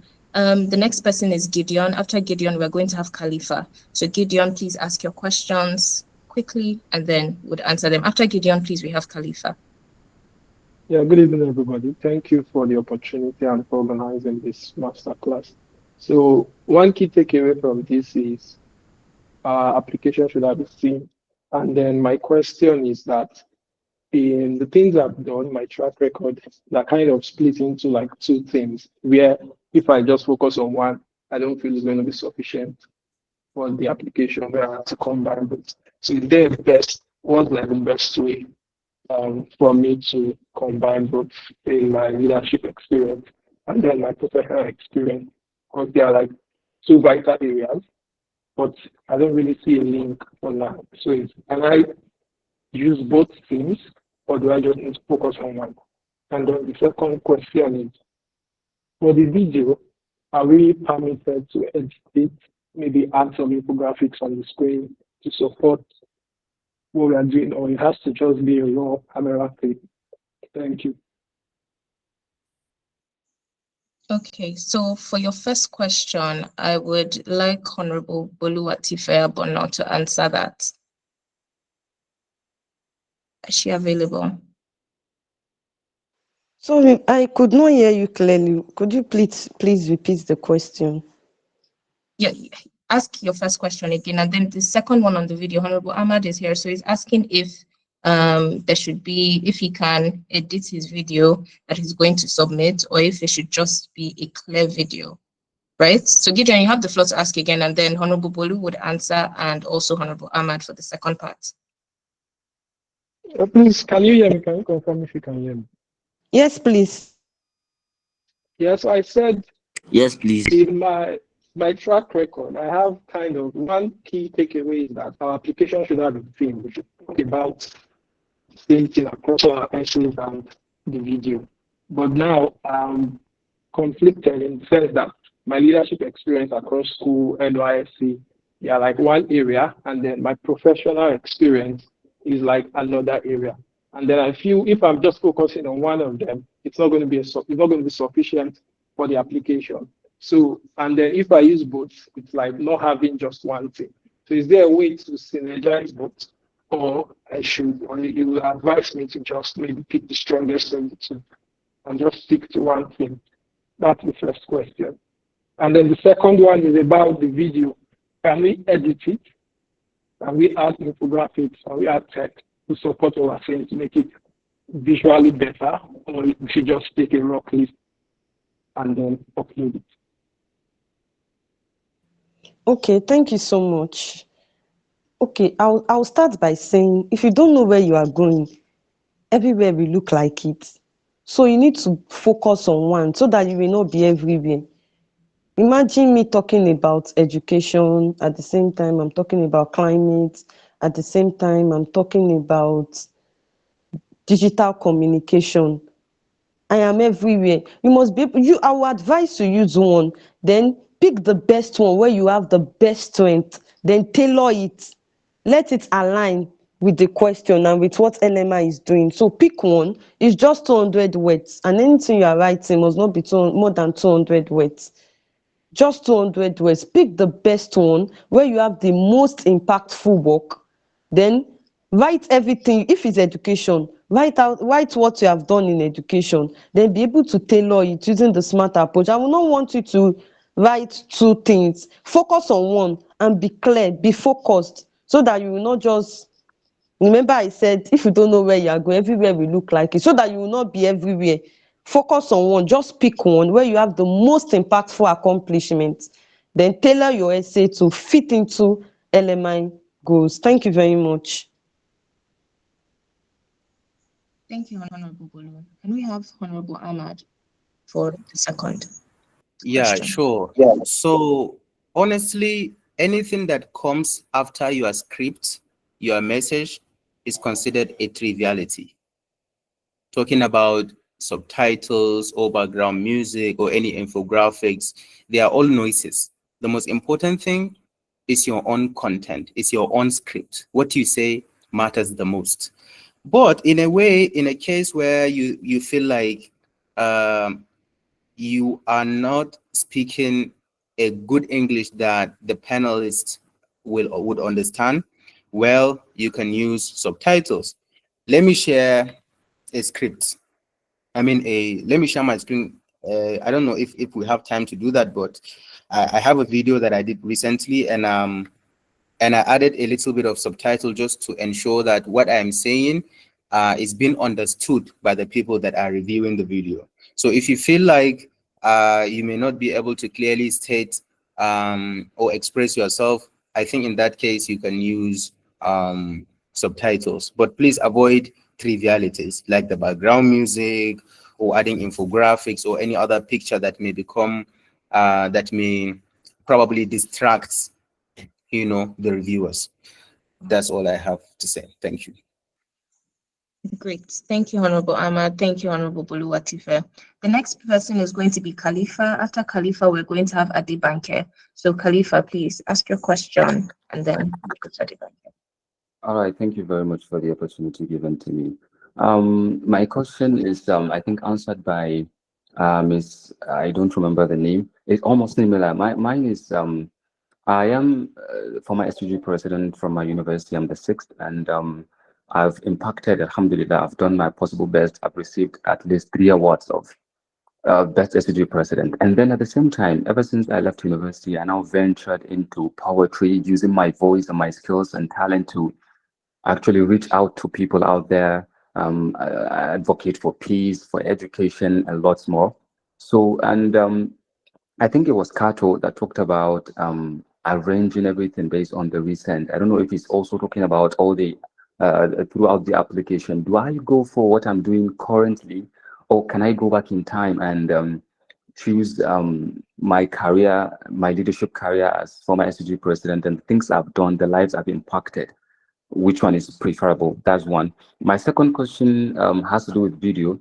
I'm a content creator myself. I have a studio, and the camera I use is Canon, and a 1 minute video shot using Canon tends to be larger than the instructed MB. That's 25 MB. It's going to be larger than 25 MB. If I'm also going to use my phone, which is an iPhone, I don't think 1 minute. I think 1 minute video is also going to be larger than 25 MB. Do we compress the video? I mean, do we edit it and actually reduce the size of the video so that we can submit it? My third question is, thank you very much for all the insights and the experiences and knowledge, but do we also get an opportunity to reach out to you personally for, I mean, for more guidance and reviews? All this alone is actually enough for everybody that listened from the beginning up to now. But do we also reach out to you via your social media handles or anywhere just to, you know, seek more clarifications where there's needed? Thank you very much. Okay, thank you very much, Khalifa, for your question. I believe that for the video application, you would need to stick to the specific megabytes that they've allocated for that video. So if there's need for you to compress it so that you can make your application, please do that. And I'm just going to glean from what Ahmad has said. Once again, stick to your content and to your scripts, and then just ensure that what you're saying and what you're producing for the selection committee is something that speaks to your leadership skills, and don't focus too much on trivialities. So with that, in terms of maybe the quality of your video, you don't want it to reduce in quality if you compress it. I think that looks like a triviality whereby what they are looking for is the content as opposed to how clear your video is. For the next question, I believe that you're talking about bringing in your past leadership skills and then what you have presently. So maybe picking between two. And I think that's what Honorable Bolu Atife also spoke about. But if there's any speaker on the platform who would like to highlight further or give more insight on what he has asked for that specific question, that would be great. Let me see if we have any volunteers who would like to answer.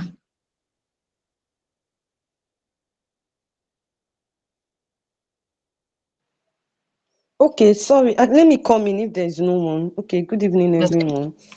Thank you. So for me, when I was writing my application, in fact, for my leadership, what I talked about was what I did during my undergraduate. I organized a public speaking event, a big public speaking event when I was on campus.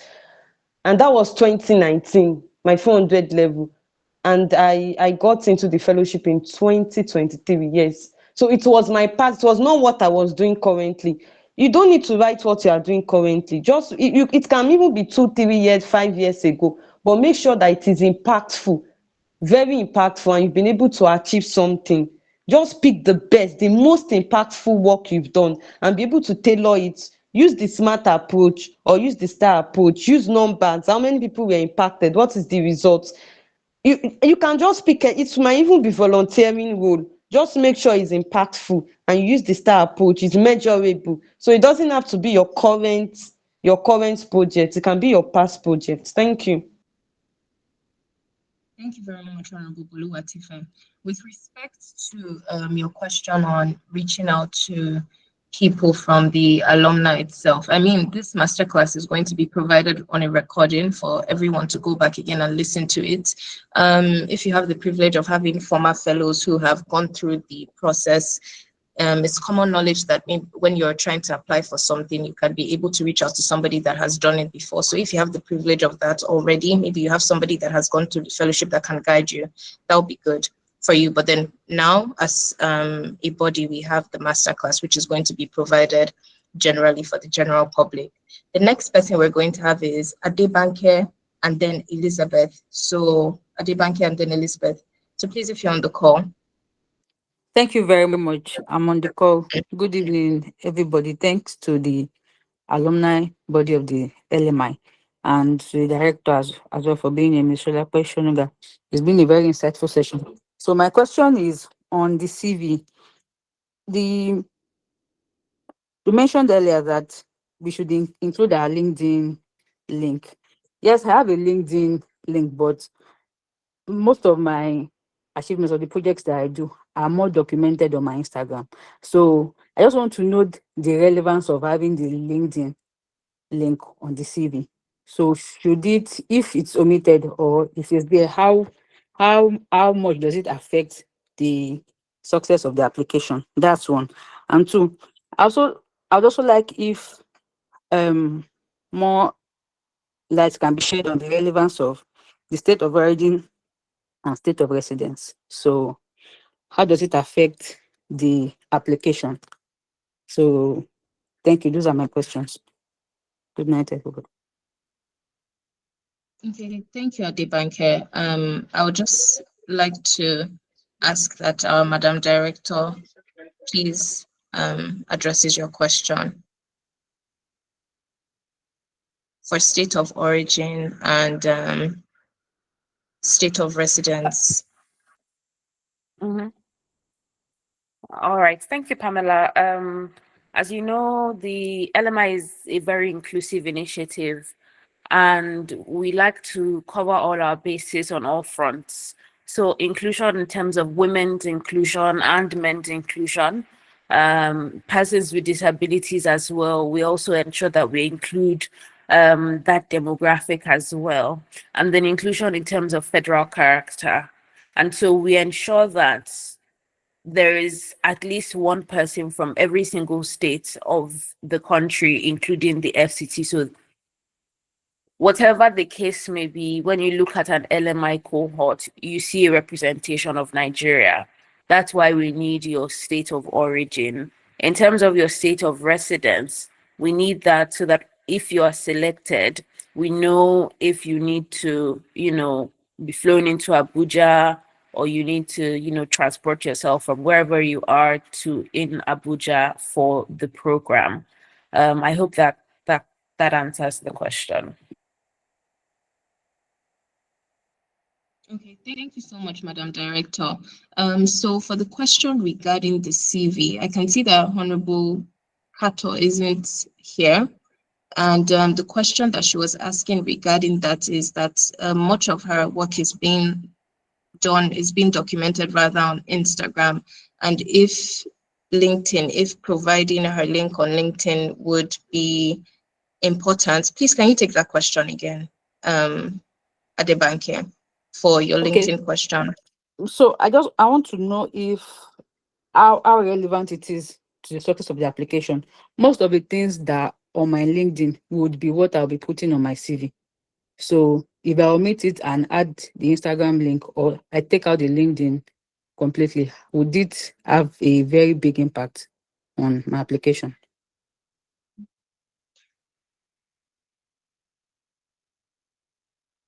Okay. Is that question Let me addressed to me? No, but Madam Director, you can take it. Okay, just in the interest of time, because I actually have to run now, but it doesn't matter, Adebanke. Put the Instagram the way it is. If that's where you document your work, I would advise on a more personal level that you start documenting your work on LinkedIn. But if the case is or you can do both, there are different platforms for different reasons with different demographics. But if you're active on link or on Instagram at the moment, please put in your Instagram in the CV link if that showcases your work. But subsequently, I know you didn't ask me, but I would just say that I would advise that you also consider including LinkedIn in one of the things that you use frequently. There's a world of opportunities on LinkedIn that you should be tapping into as an individual.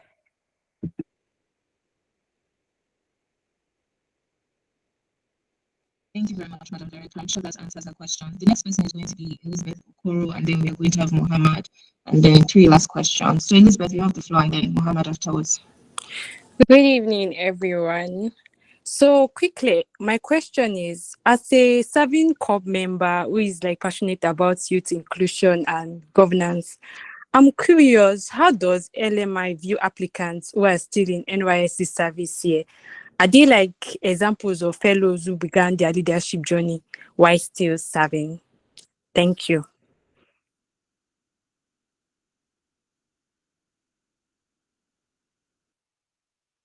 Elizabeth, please, can you take your question again? I think my network. Okay, I asked that as a serving corp member, I'm just curious, how does like LMI view applicants who are still in NYSC service here? Like, are there any example of any fellow who began their leadership journey while still serving? All right. So I'm going to say for my specific cohort, which I was a part of, we had people that they were fresh out of university, right? And the next step was going to be NYSC, but they already had a track record of leadership, and then they were able to show that in their application. And what LMI is looking for purpose, but then it's also looking for evidence that the promise that you're showing, you've already started it already. So for my specific cohort, and I believe that the speakers, each and every one of us here, we are from different cohorts, so from cohort 1 to 3, we're represented here as speakers. So we had people that have a track record. So I think it's immaterial if you've done service or not. It's about what you've done with the platform that you have, or the platform that you had as a leader in the past and even presently now. So that's what I'll use to answer your question. I just want to find out if there's any speaker that would also want to address your question before we go forward.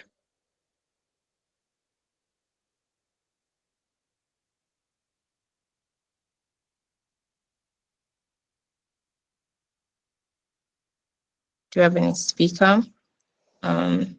I don't know if other speakers might want to come in, but I would say for my cohorts, I know 3 people from my cohorts that were currently serving. They were doing their NYSC when they got into the LMI fellowship.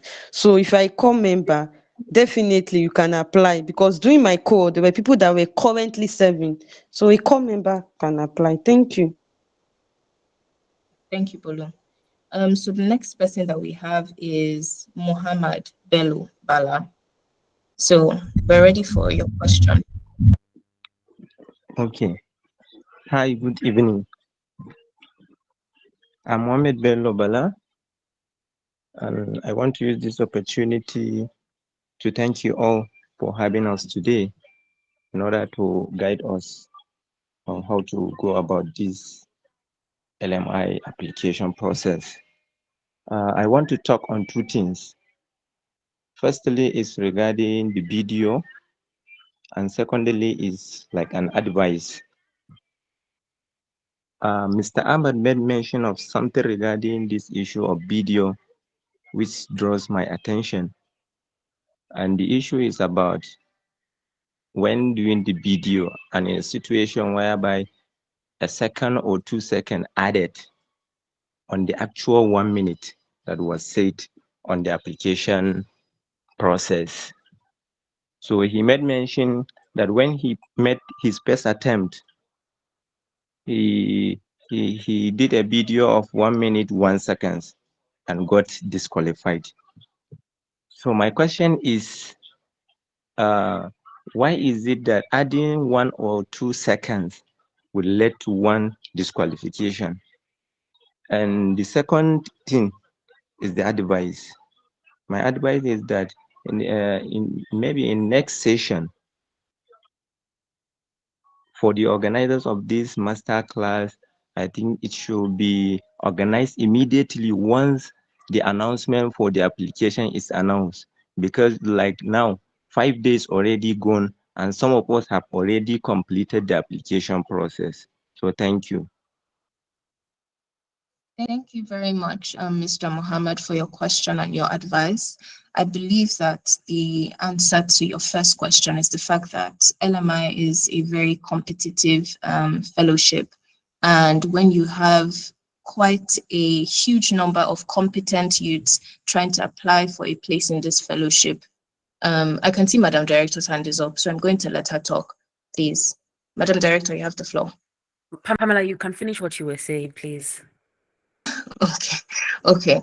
So what I was saying is that when you have a huge number of competent youths trying to apply for a place in this fellowship, it's very important that you're able to follow rules and procedures. So if there's a procedure that has not been followed to the letter, to the T, then I'm sad to inform you that that is going to unfortunately disqualify you from the process, once again, because of how competitive LMI itself is. So with that, I'm just going to allow Madam Director to speak.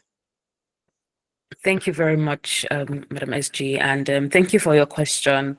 For the videos, it's a little tricky, I would say, because, for instance, if I am reviewing an application, I would still watch the video, because I know that everybody has put in a lot of effort into, the applications that they're doing. And don't tell anyone this, please.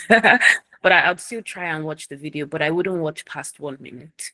So I think it really depends on who's reviewing your application.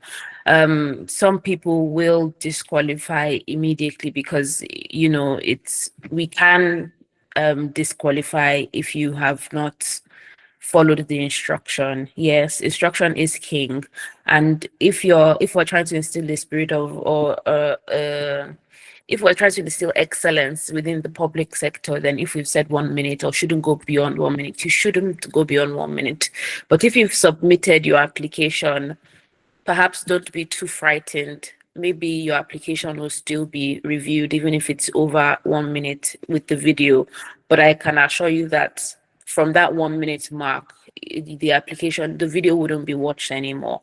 But perhaps it could be watched.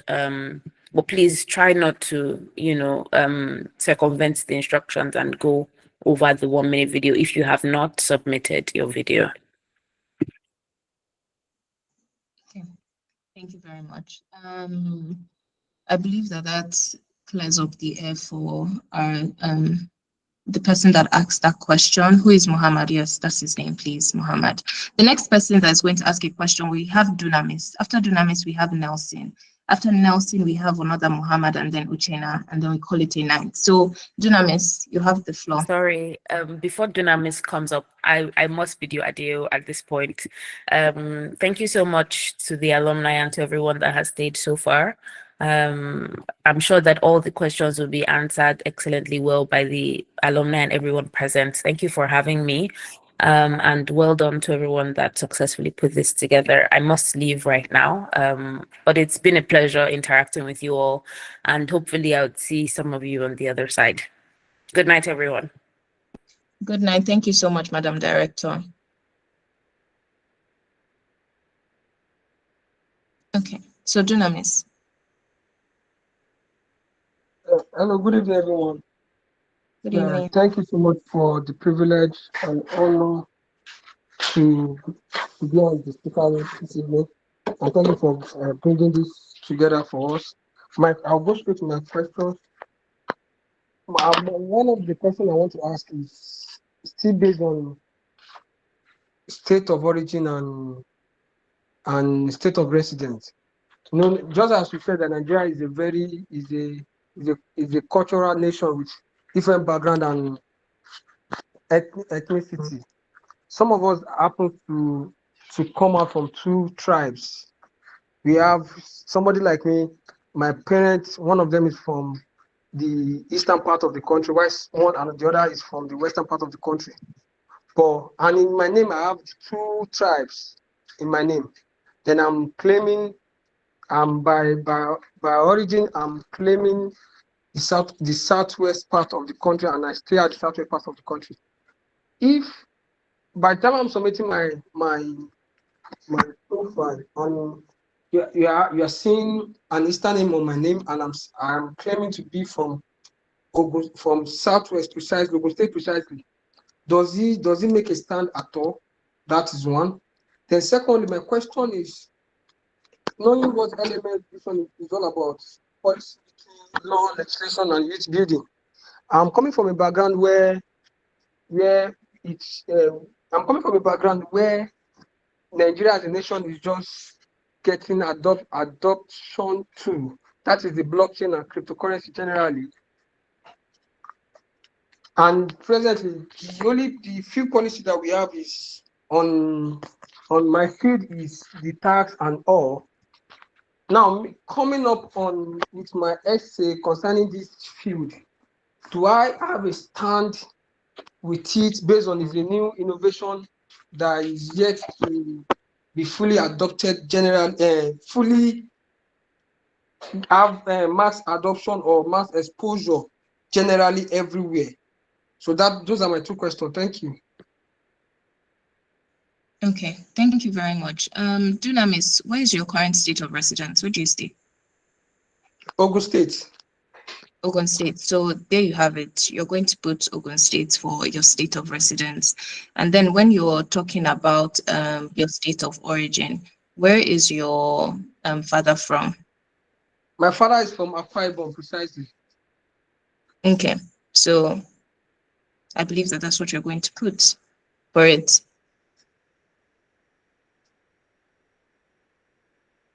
I didn't get that. I said, where's your father from? You said Akwa Ibom State.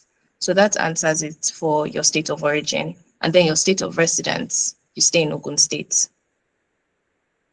Okay, but sorry to bring this up again.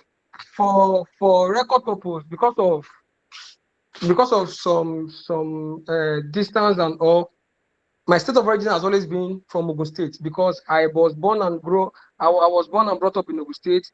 All my life has been in Ogun State, and because of the kind of job my dad do, is a retired officer, so mostly he's not always around with us. So we grew up among our mother's family. So my state of origin, officially document, is from Ogun State, even though my surname carries Akwa Ibom.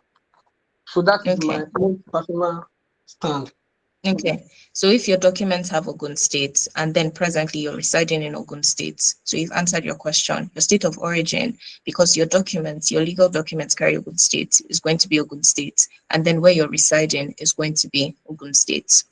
So that's it for that question. Okay, thank you very much. Did I miss any other question that you asked? Yes, I was asking about my background. Okay, yes. So once again, LMI is looking for, obviously you need to be a citizen of the Federal Republic of Nigeria. You need to show strong and demonstrable leadership and development skills with a track record in service to community or society. So it doesn't necessarily mean that, it has to be legislative work. So we've seen people, we have two speakers today that are medical doctors themselves. Some people would never have believed that a medical doctor might have a place in LMI. But then it doesn't matter where your profession is or where your interest is. You just need to show that you have leadership skills. You need to show that you're patriotic. So maybe the innovation that you're trying to bring in when it comes to crypto is something that is connected to patriotism, or probably moving Nigeria forward in some way in connection to best international practices. So you need to do the work of connecting your current profession and your current interest with the requirements that LMI is looking at. So yes, so in as much as you're trying to say, oh, it's not fully into the legislative work, but then if your passion, you can show that you have leadership skills, you can show that you're patriotic, you can show inclusivity, and you can show that whatever you're interested in is something that is trying to move Nigeria forward. Once again, those would be very good traits to show your examiner during the application process. The next person is, I can see that we have two new people. So the next person we have Nelson, and time is fast spent. We're almost going to 9. So please, if your question has already been addressed, kindly just, let other people. So Nelson and then Mohammed. All right. Good evening. Can you hear me, please? Yes. All right. Thank you very much. I appreciate the organizers of this masterclass. It's really been insightful. So my question is to one of the speakers. I don't remember the particular person.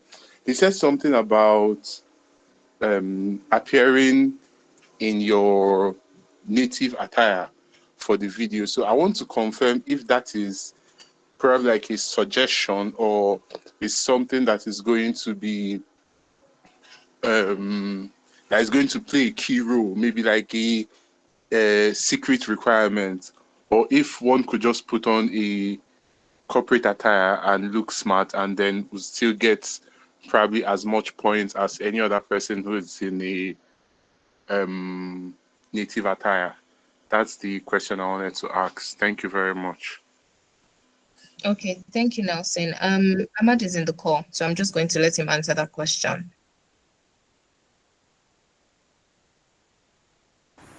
Hi, Nelson. Native attire is not a necessity. It is just a recommendation. As I said, LMI brings people from diverse backgrounds. So you're not only like representing yourself, but also your culture.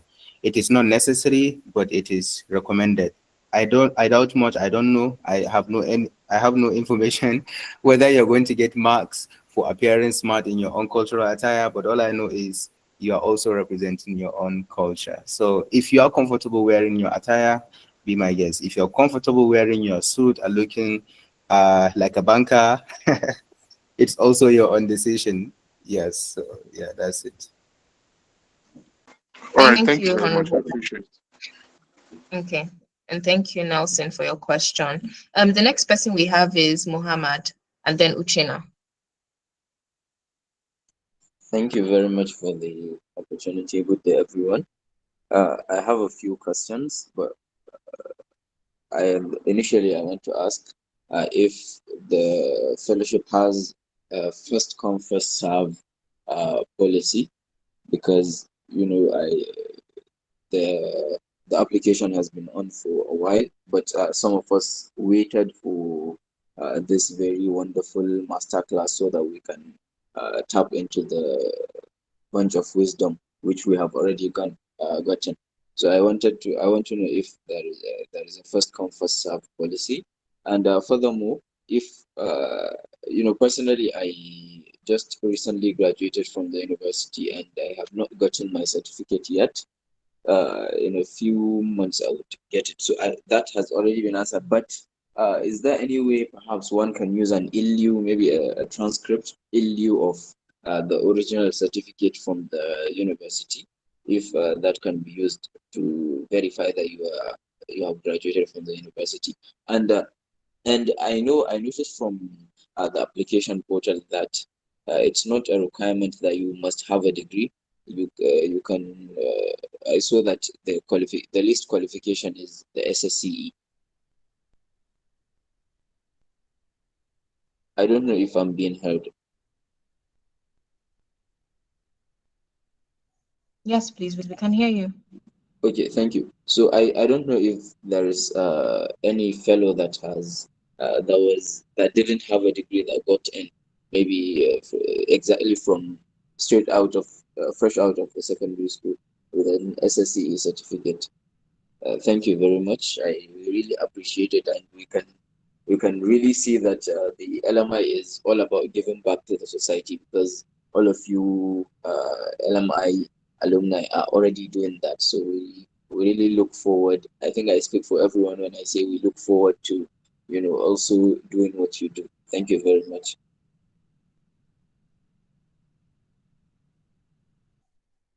Thank you so much, Muhammad, for your question.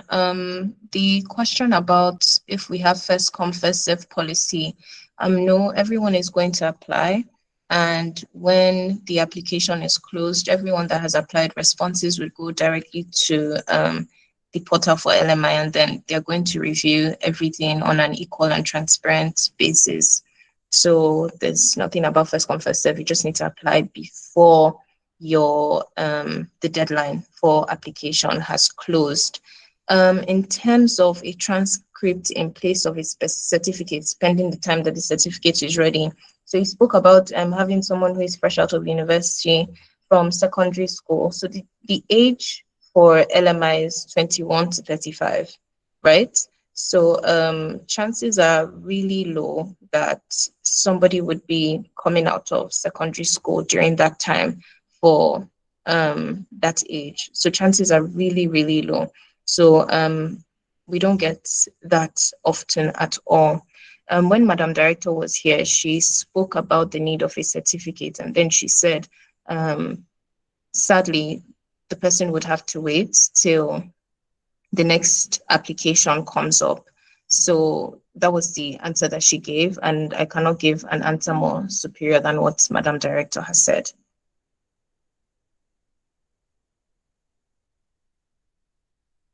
Okay, thank you. But I don't know if you caught what I said. Maybe a transcript or a letter from the university can be used in lieu of the certificate.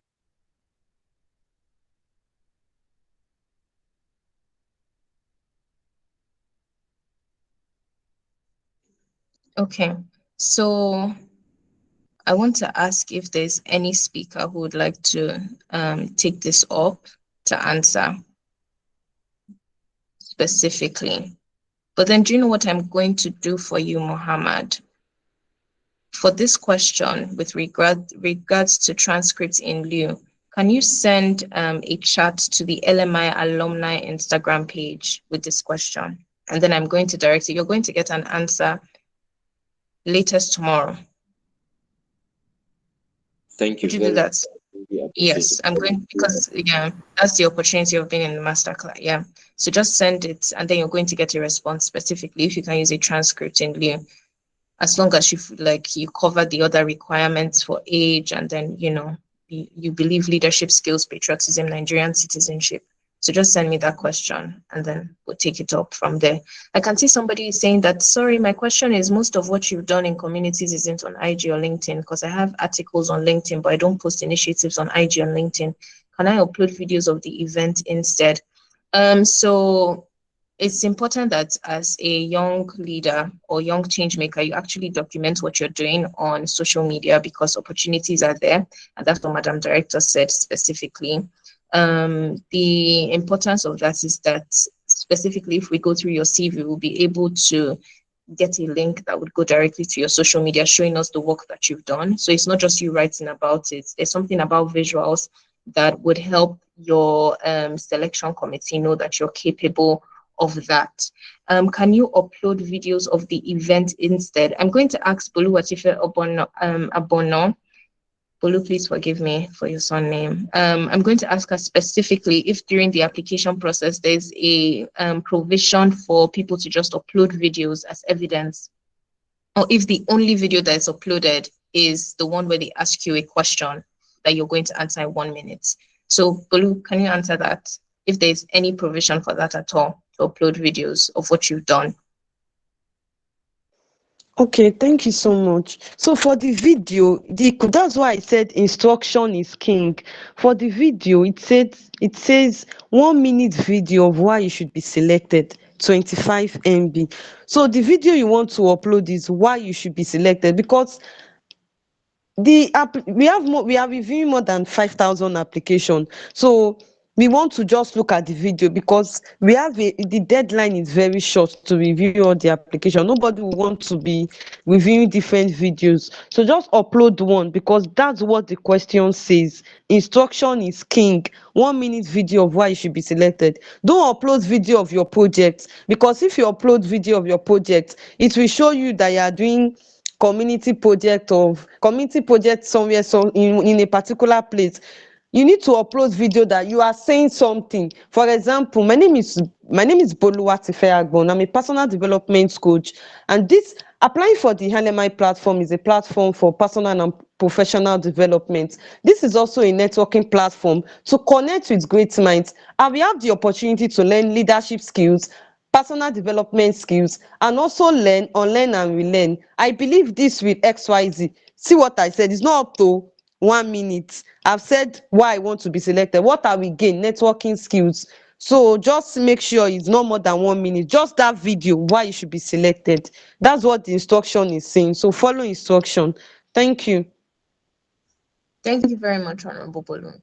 The next question and the last question is from Salisu Al Amin Mohammed. I can see somebody that has been asking about the timeline for when the fellowship is going to happen. So that's an information that is going to be released by the fellowship themselves. If you get selected, you're going to be informed about when it's going to happen. So that, once again, that is an information that will be released by the fellowship themselves on the timeline. So once you're selected, they're going to let you know when you're going to be asked to come. And then the person is asking about leave. Once you're selected, once again, so decisions decide destiny. If you feel that LMI is something worth for you to take a break, you're going to take a break and then come for the residential program. But if you feel that maybe what you're handling now is much more pressing than LMI, then that could be the case, and then you forfeit your place for LMI for the year. But then that is still subject to if you're selected. So for the timeline, that is going to be released to the people that are going to be selected as fellows by the fellowship itself. Salisu, please, you have the floor to ask your question. Well, good evening, everyone.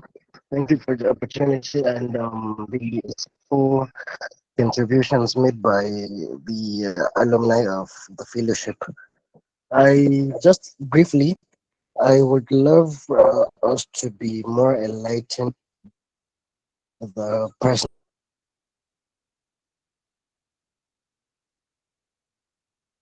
statement.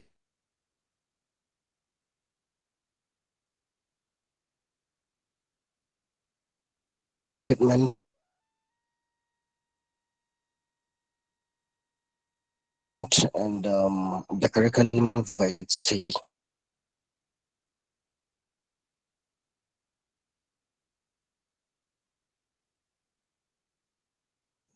Your network was breaking, but if I heard you correctly, you want to know more about the personal Just statement and then briefly. the CV.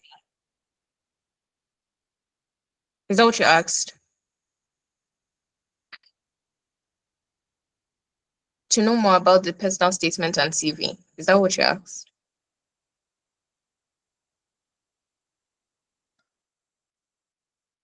I don't know. I think it's network. So you were breaking.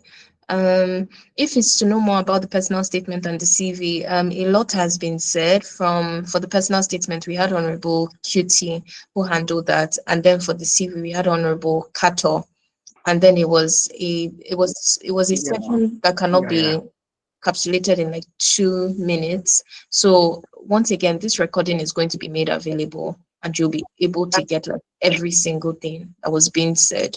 So please, just for the want of time, you know, and then not just to dilute any information that you're meant to have. So the next question is going to be from Uchena, who said her hand has been up. Uchena, please. Good evening, everyone. I would like to say a very big thank you to the Thank you. coordinator program. It's been such a fantastic program. And to the speakers, thank you so much for the insights you shared. I've learned so much. My question is regarding the program itself. I have two questions, so I'll start from the first one.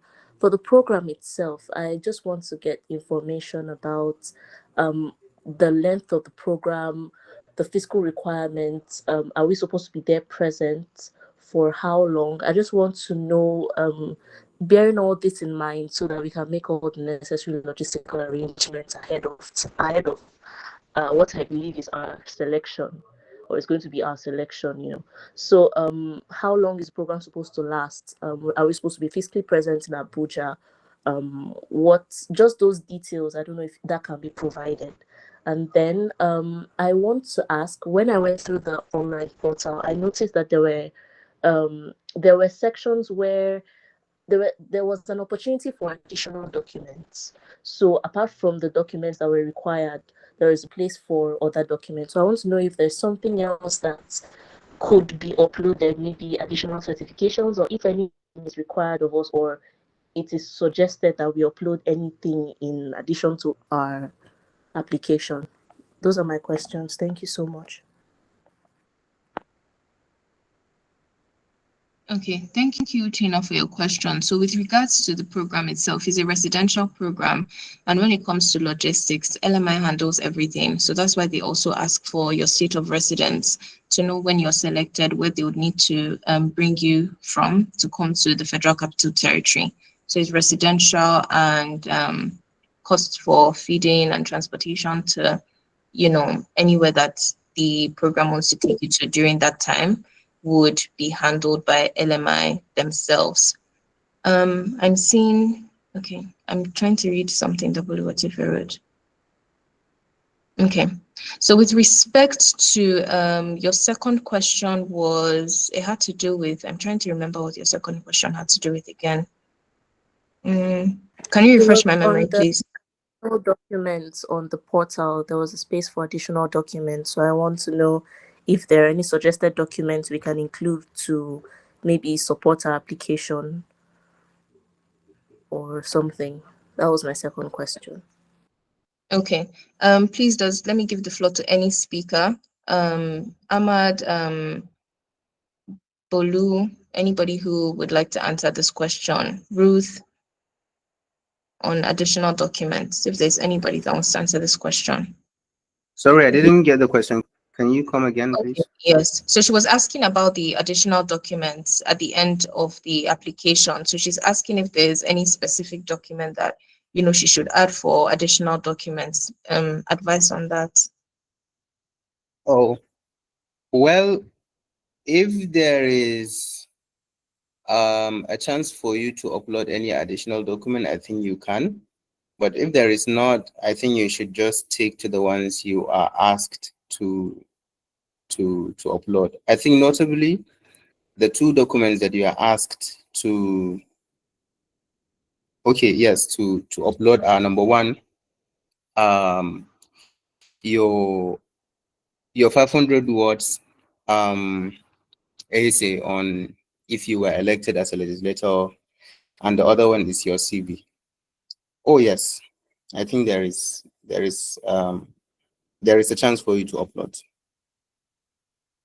Yeah, just beneath the two documents, I think you can upload more files. Yeah, I think you can do that. Okay, so the more files that you can upload, so for additional documents, right? I believe that if there's any document that you believe that, but first of all, ensure that you've uploaded the documents that Ahmad has spoken about. Ensure that you've uploaded that. Don't add additional documents when the documents that you've asked you for specifically, they're missing. Then the points for those documents will be lost in the air, and then nobody is going to look at your additional documents. So once again, like Bolu will say, instruction is king. And then Ahmad has also reiterated that by saying that, your essay, your CV, and then also your 1 minute application video, which is still a document. So ensure that you have that. And then for supporting additional documents, ensure that is something that would strengthen your application. So yes, sometimes people submit very funny things. So please don't be part of those people. Someone is saying, what is the length of the in-person training? So that will be disclosed by the fellowship itself. So once I think that the first thing, the main focus should be, I should be selected. So strengthen your application. Once that is done and settled, once you get an email from LMI stating that you're selected, everything will be made known to you. So just try and focus on like the now, the present. Try and give like a powerful application. I remember applying for LMI, and then I applied on the last day actually. My friend sent it to me, and then I applied for it. She's like, oh Pamela, I think this is going to work out well for you. And I applied for it, and then I just focused on giving like the best application ever. And I said it earlier during the call, the person that handled my zone looked for me during the first meeting that we had with the chief of staff, which was the speaker then, and said he really loved my application. So work very hard on giving like an amazing application, and don't think about the length or handling. LMI is an amazing platform. So they're going to handle everything for you. So just focus on your application. So the last person for the night who is going to ask their question, and then we call it a day. I think there's no other question. There's no question again. Okay, so I'm seeing something from Bolu. She said there's no questions such as additional documents. Yes, focus on uploading the recommended. Once again, focus on uploading the recommended documents. So Michael, you'll be our last person. Tomorrow is Monday and it's almost 9. So yes, please, Michael. Okay, thank you very much. Good evening, everyone. Please, I would just like to know what date this program would commence. Like, is it still going to be this October, or it's probably going to be in November? So we'll be able to we'll be able to put it in our schedule and, plan effectively towards it. Okay, thank you so much, Michael. I'm going to say what I said before. The fellowship themselves, they're going to let you know the date. But then, I mean, this is October, November, December. So it's obviously going to be within those 3 months, right? So it's not like we're giving you applications in August and then you have to rack your brain around it. It's going to be this year. So just keep it in mind, October, November, December. Focus on giving the best application. And then once again, decisions decide destinies. When they choose you, by God's grace, the ball is not going to be in your court if you think LMI is worth forfeiting other things and then coming to join. And I think LMI is worth it, but everybody has their decision to make, right? So it's going to obviously be between October, November, December, but then the fellowship themselves, they will disclose that date. So with that in mind, I'm just going to thank you all for joining in and for staying this long. We started with 100 people and other people bothering to come into this meeting, which is going to be provided for in your recording, and then you guys stay till the end. I wish you the very best, but before we go, please, I'm going to invite the Vice President of the Alumni to give closing remarks, and then we leave. Thank you, Michael. Thank you very much, Honorable Pamela, our one and only Digital Secretary. Thank you so much. It's been such an intense session tonight. I'd like to thank everyone who has joined us tonight. Special thanks to our very dear Madam Director for joining us, answering numerous questions. Thank you so much, Madam Director, even though she's left already. I'd also like to thank all the speakers from Honorable Boluwatife, the Publicity Secretary of the LMI Alumni, Honorable Ahmad Abubakar, Honorable Dr. Mrs. Kuti Ango Dada, and Honorable Kato, Honorable Usaina. Thank you all so much for such intense session. And I actually personally learned a lot, despite the fact that I'm already an LMI fellow. Every session of all the speakers, everything they taught tonight, as much as the focus has been on LMI, everything they taught tonight, believe me, you'll find it very instrumental for every other thing that you're applying for. And so our dear fellows have joined us tonight. Thank you all so much for the support. Once again, I would like to reiterate that the alumni body, we are looking forward to having you join us for all the applicants for Cohort 4. We are looking forward to having you join us at the alumni. We are looking forward to you being selected.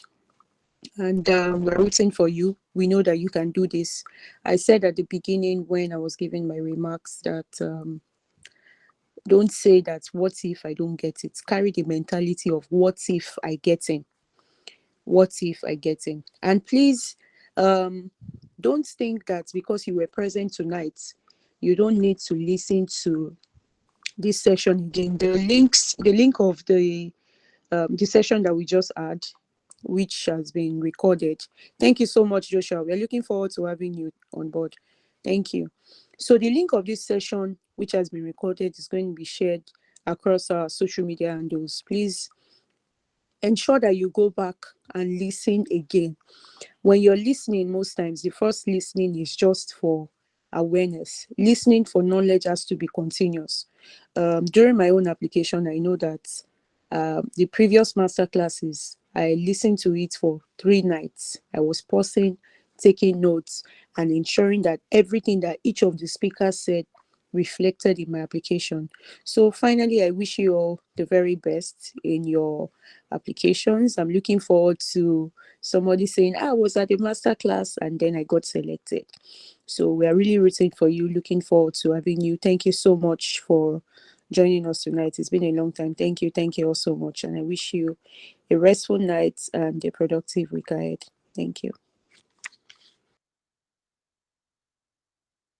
Thank you, Madam Vice President. Good night, everyone.